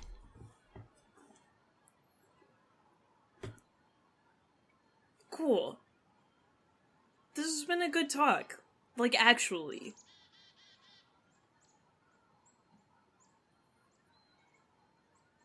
Yeah. I don't know why you're surprised.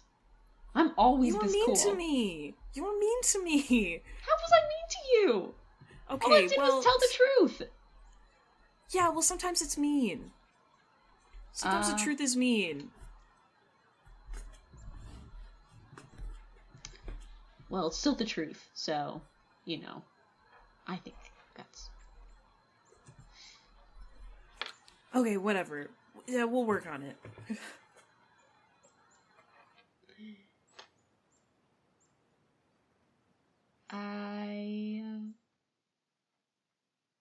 Are there scenes that people want to have with Ro that then we could use as transition to have those person scenes? If small, if possible. I want to have What does David do now that he is here? Okay. The vision. is he starts building a cabin for himself on on the beach. He starts building himself a beach cabin to live in.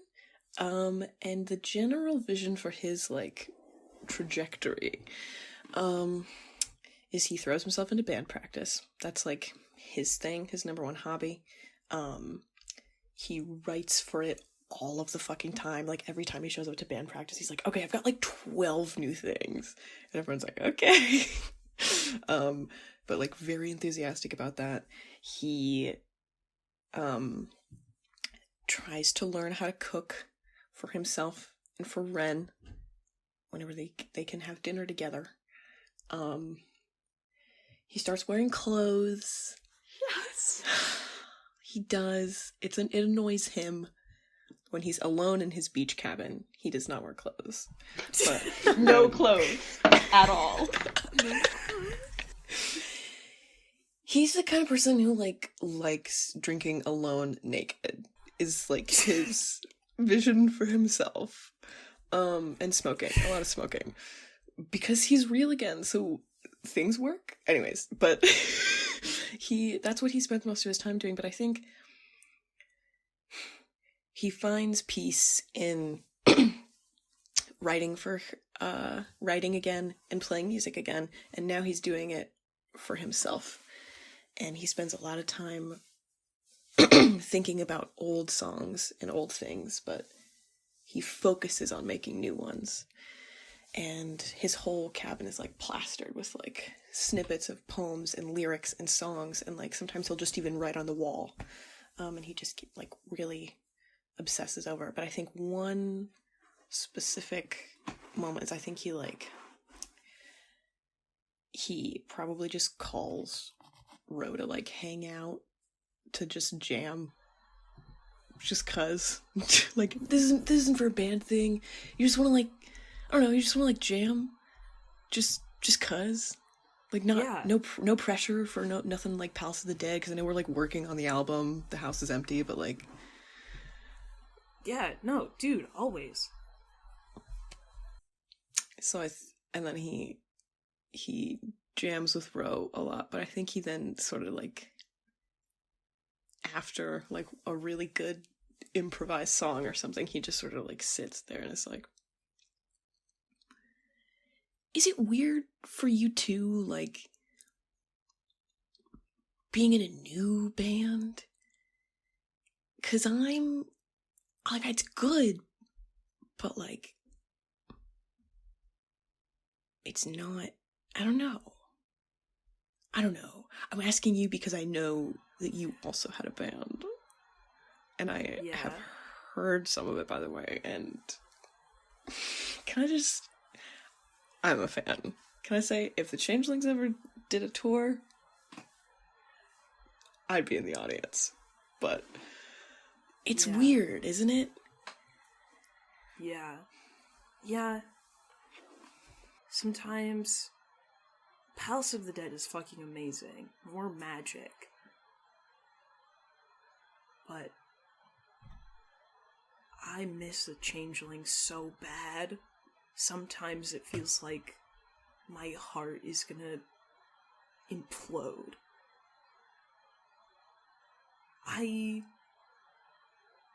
mean, I love my dad, and I love the band. I love Palace of the Dead, but I've never loved two people like I loved the Changelings. And I think it's not really about, like, you know, more or less, but it's like, it's different, you know? And it hurts. But it's kind of beautiful. Music fucks, so. And it makes me happy. It's weird because it makes me think about them all the time. But, like, the good things. It's like when we play music, it's like I remember, like, our first, like, band practice, and, like, how right it felt, you know? And then, you know, we have, like, Palace of the Dead practices, and it feels like that, and it reminds me of them, and it reminds me of, like, how amazing life is to, like, be able to meet, like, two groups of people that make me feel like that.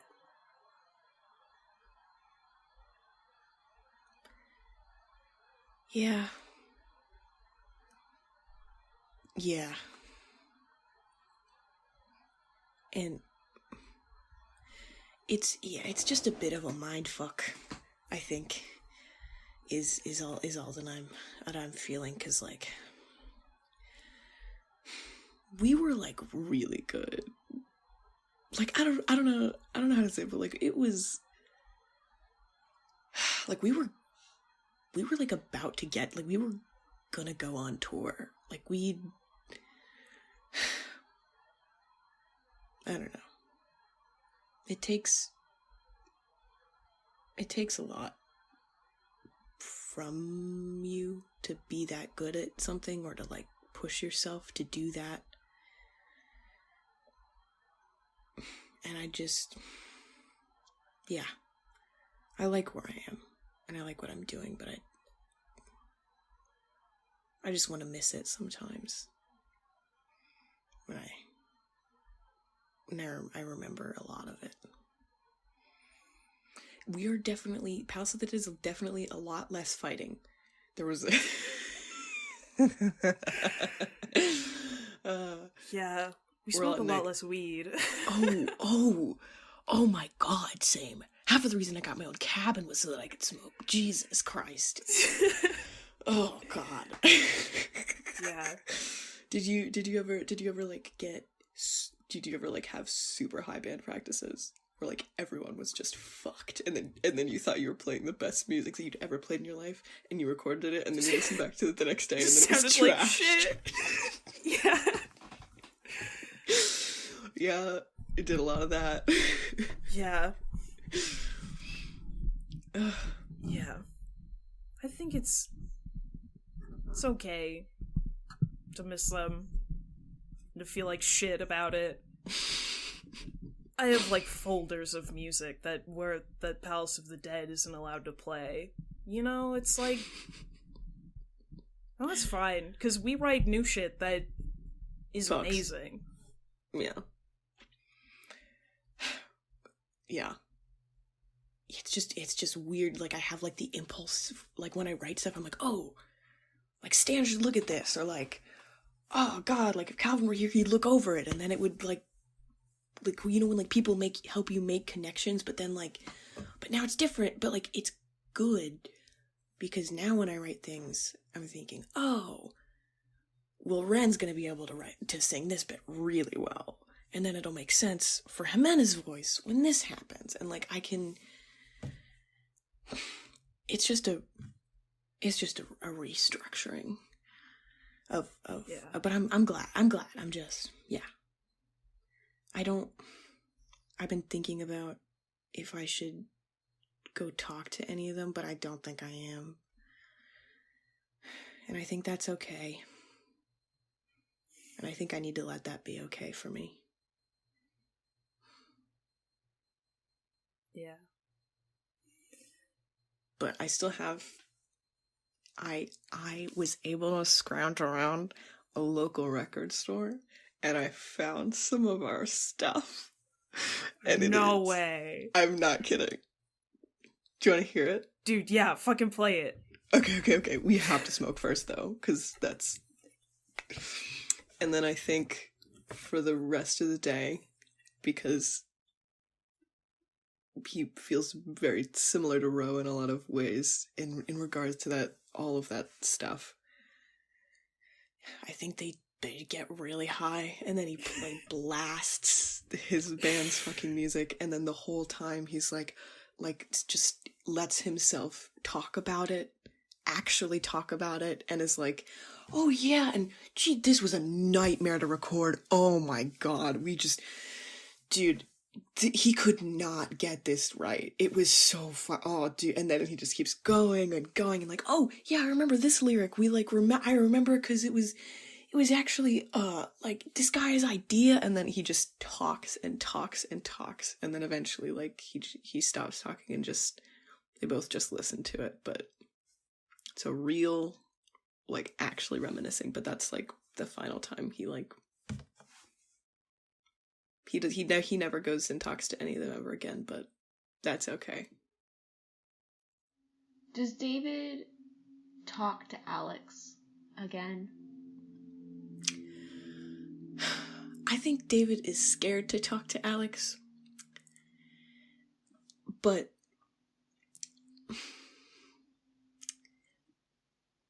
probably does. Does Alex want to talk to David? Yes, please. I think after a band practice, when David is walking back to his house,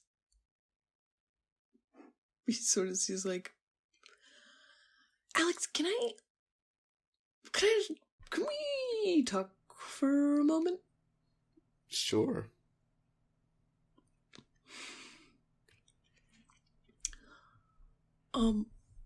So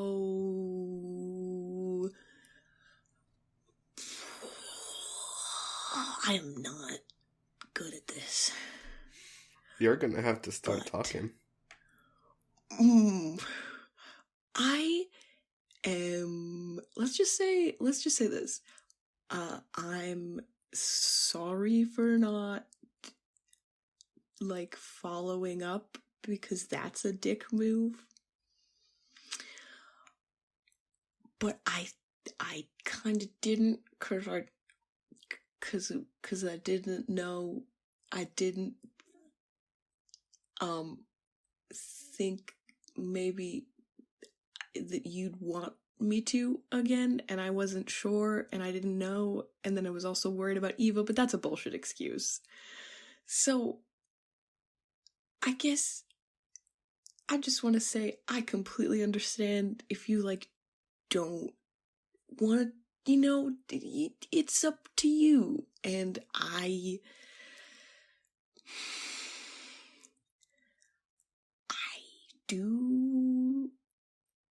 do like you, and that's a thing, but as established, I come with a lot of baggage and a lot of issues, and I also, I don't know, I'm gonna leave it at that. I'm gonna leave it at that. I like you, and it is your decision, and I would not be, no feelings or hurt or anything, whatever decision that you make, but I wanted to talk and clear that up, I suppose, because I haven't, and that's my fault. Alex stands there, arms crossed, then uncrosses them. It's like, I'm still mad at you for sending me a voicemail like you were going to die, right? And then before he can say anything, just kisses him.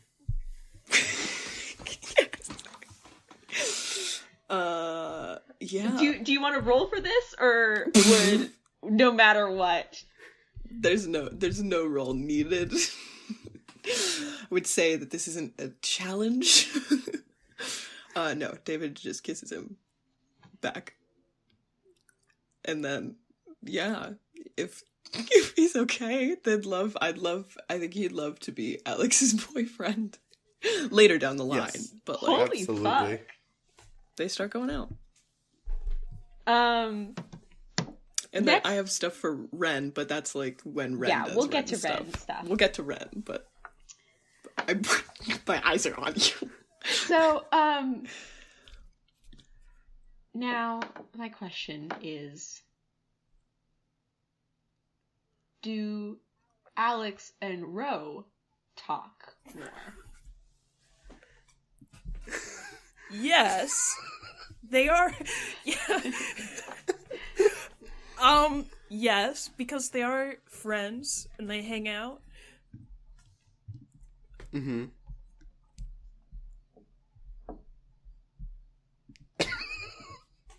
Do you ever talk about Fairy and the trip that you took? Is there something to say? I'm asking you. I don't. I mean, yeah. Sometimes Ro's like, "Damn, that was crazy." I feel like, okay.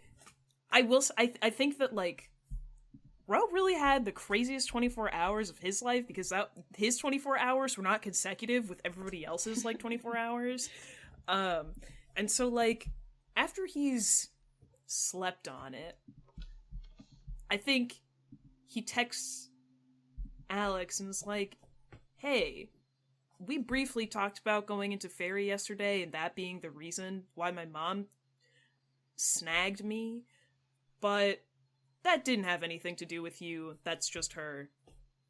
Don't worry about it, in case you blame yourself, in which case you shouldn't. Guitar emoji.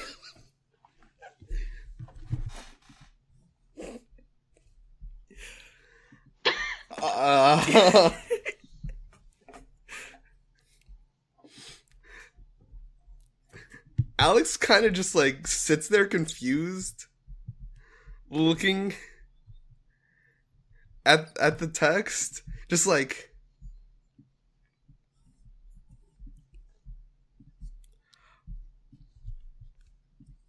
thanks for the apology. No problem, man. Anytime. You need an apology, I got him.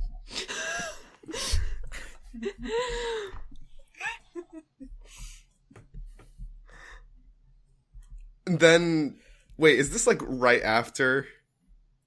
Probably some. Yeah, this is like the next day after the first band practice. I have a question. Did Alex see what happened with Ro and Ximena? Did Ximena and Ro let people see / know that something was different?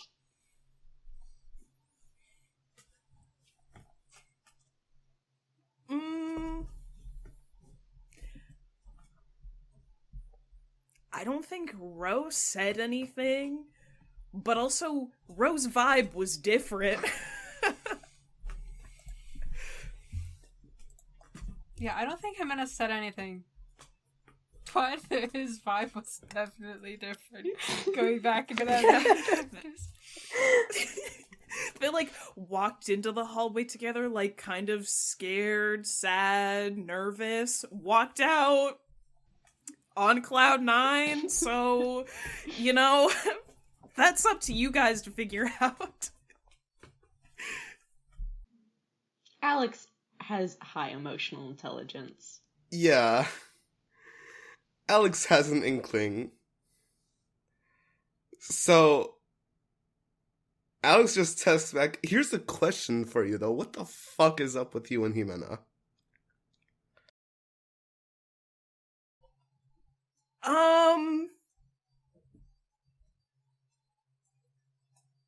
One second. Ro texts Ximena, hey, what the fuck is up with us? Ximena just texts back, all caps, sends it. She's like typing for a solid minute, and then she stops, and then she types again. She's like, is this a text conversation, or should we like call or something? I feel like this is probably something we should call about. Sends the text. Ro just texts back, yes.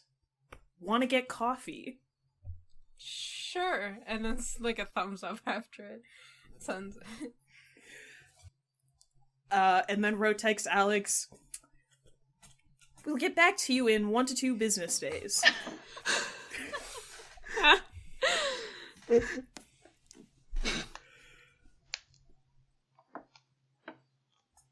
How does that, well, how does that date go? If it's a date, it's a date. Who am I kidding?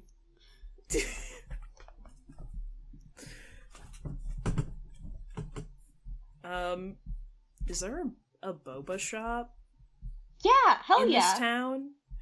Okay. Incredible. Ro takes Ximena to a boba shop.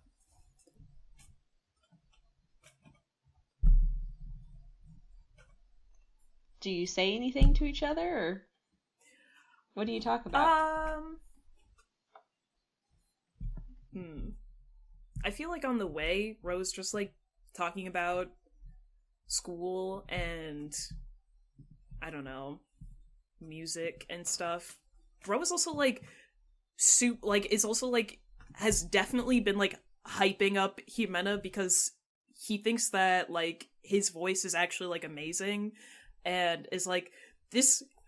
I know that neither of us really, like, I know that you didn't intend on, like, being in the band, but you do, like, totally fit in, and you're amazing in it, so, you know. I mean, it's a lot of fun. I do enjoy it. And, if you want me there, I'll be there.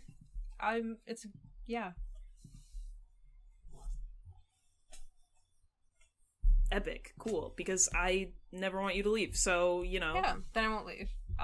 In the band. Yes. The band. So... I feel like usually this is a conversation saved for, like, 1 or 2 months, but Alex is texting me, and so I have to ask, what are we?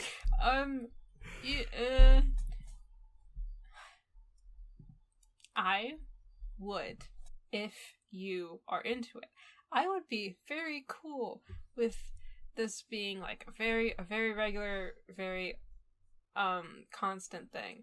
I'm okay with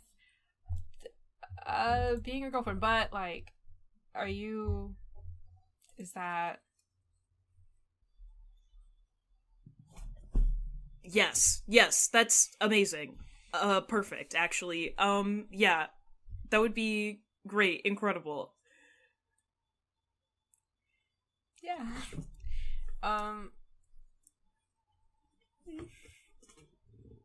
Cool.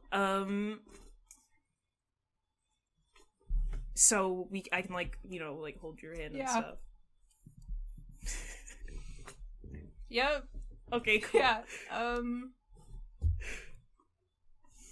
And I can do this, and I don't know how they're sitting, but, like, however they're sitting, Ximena leaves over and gives him a little, like, kiss on the cheek.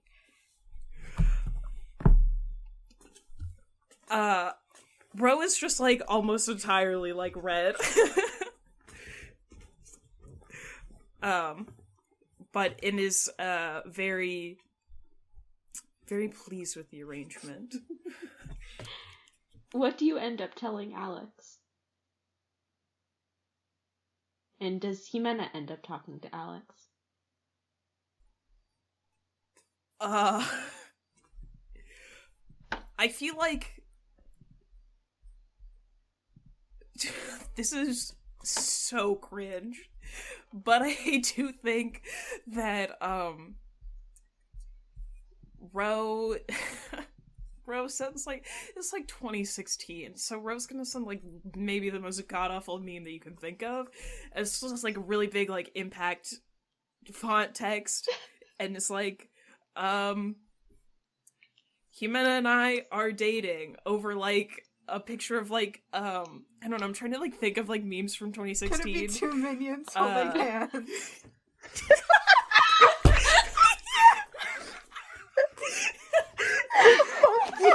But it's really grainy and, like, obviously it's been saved multiple times. Yeah, exactly. And so Ro just texts Alex like update, and then the meme, and then a guitar.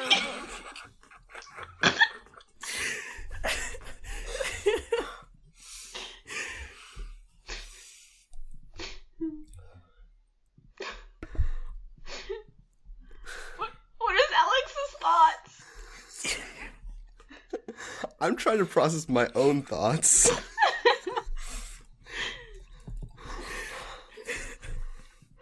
Someone's gonna need to make that meme, please. On it. Immediately gonna be on it as soon as we're finished. On it. As is. God, this is so cringe. I know. Okay, here's this. How does Alex feel about Ximena? And how does Alex feel about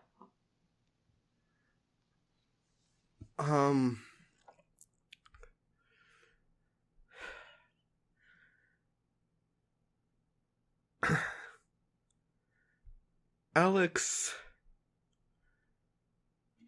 is probably still coming to terms with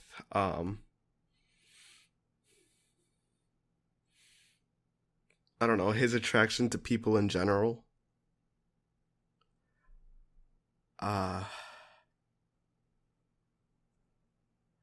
With the whole David situation, for example. And he still does have feelings for Ximena. And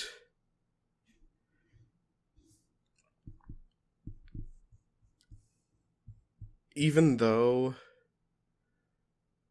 the conversation the other day with Ro was platonic, there certainly could have been something more there. who is dating who in the polycule? Is there a polycule? I'm getting there. So I think at some point during the week that comes, Alex finds the time to have lunch again in the library and seeks out a conversation with Ximena.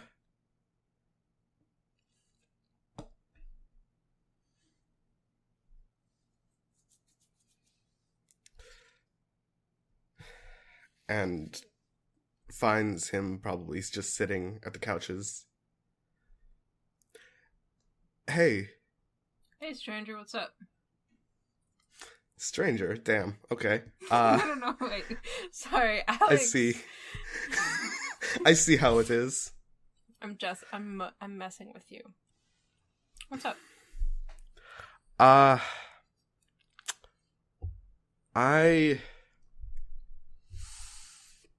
just wanted to talk to you for a bit. Kind of want to lay all the cards on the table. I'm speaking very weirdly right now.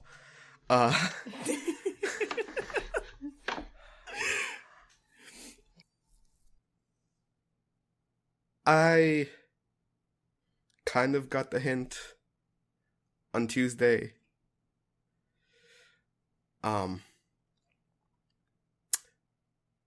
Like before lunch, when you quickly corrected yourself after saying that was hot. Yep.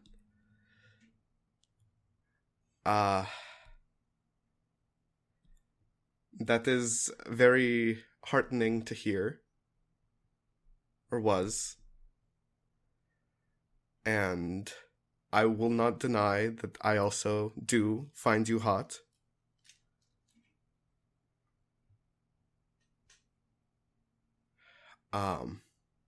And I know that you are now dating Ro.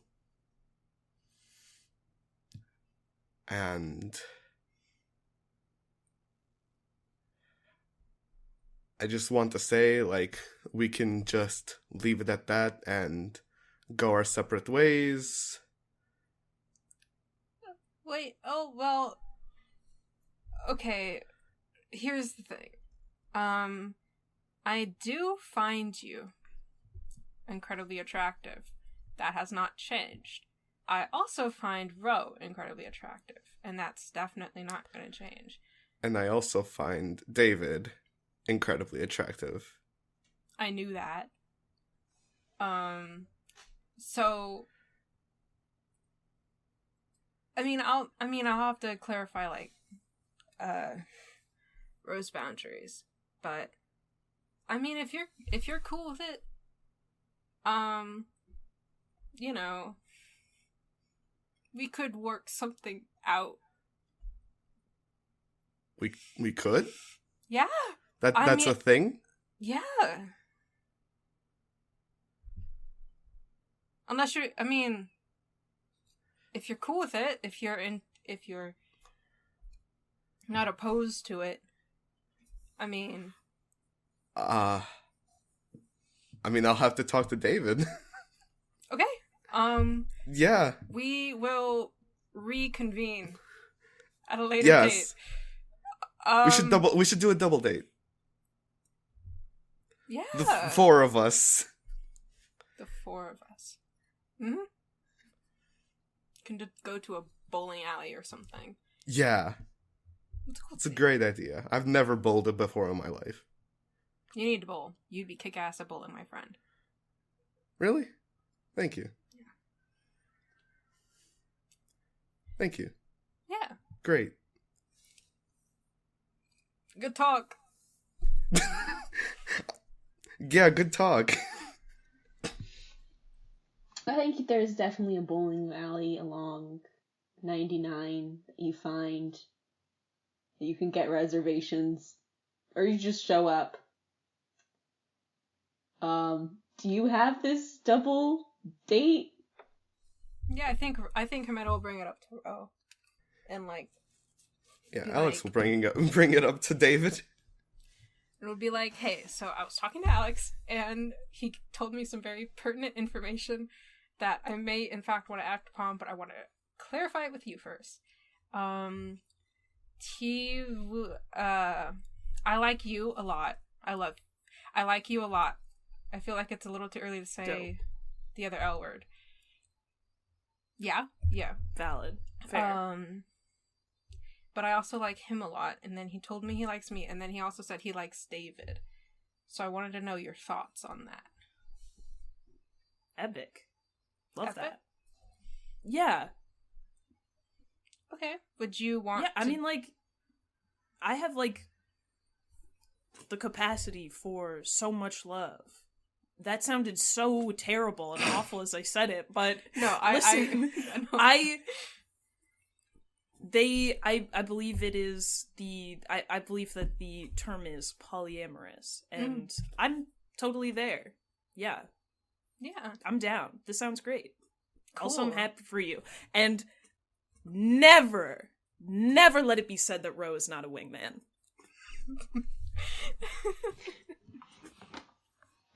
So, and thus, well, okay. How does Alex and David's conversation go? I almost said Alex and Percival's conversation. Yes, it is me, Alex. I am talking to Percival. I would not mind being in this polycule.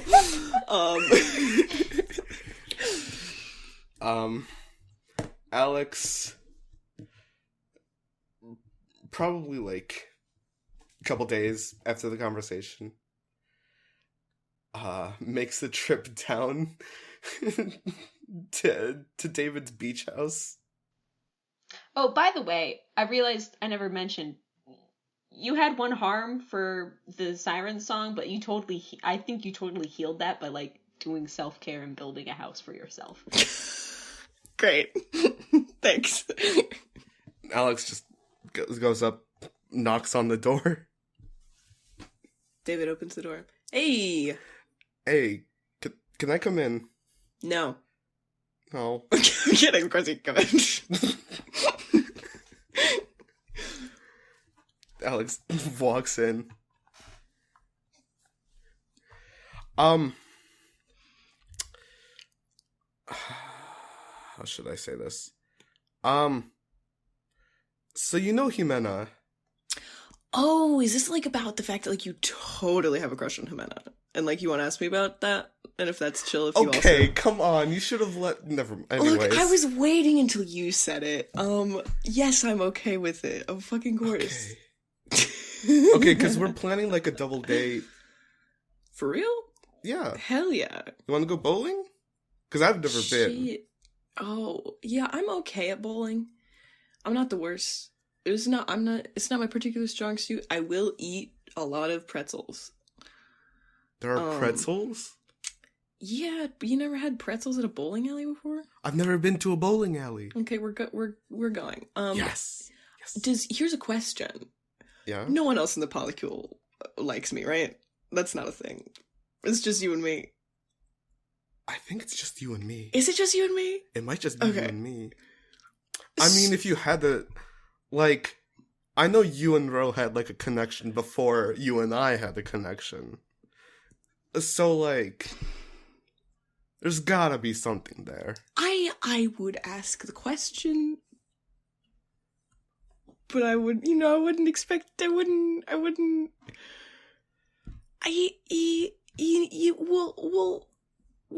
We'll see. I'll eat some pretzels and we'll ask some questions. But We have to iron the details out. Yeah. Or in Ro's case, not iron them out anyways. Oh, yeah, because iron's bad for fake people. Yeah, okay. Let's go to this bowling alley. Yeah, let's go. And thus the polycule is born. I mean, I guess it kind of already existed. I want it stated for the record that Ro crushes everyone else in bowling. I need that in the final cut. Yeah, Ximena does not have the upper arm strength to properly bowl, so she has to use the guy. She tells him to put the flowers. Oh my god, she uses the bumpers. Yeah, Alex also uses the bumpers. David does not use the bumpers and gets a respectable score. Puts up a good fight. It's not definitely nowhere near Rose, but it's a valiant effort. And that's it for this episode of the Cromwell Chronicles. Tune in to the final episode next week. This episode featured Saffron Heftegab as the Master of Ceremonies, Catherine Merritt as Ro Nielsen, Quinn Borzin is Alexander Petrov, Karina Ravia as Eva Petrova, Victoria Nielsen as Daisy Mae Fowler, Casey Fleming as Bren Aurora, Arcadia Reeves as Ximena Carter Garcia, and Percival Walter is David Orpheus Smith. This episode was edited by Zola Heftegab and Casey Fleming. Our main theme music is composed by Quinn Borzin.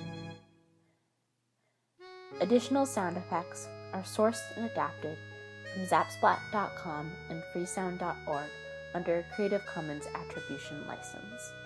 For a full list of credits, please visit our website, midnightceremoniesmedia.com.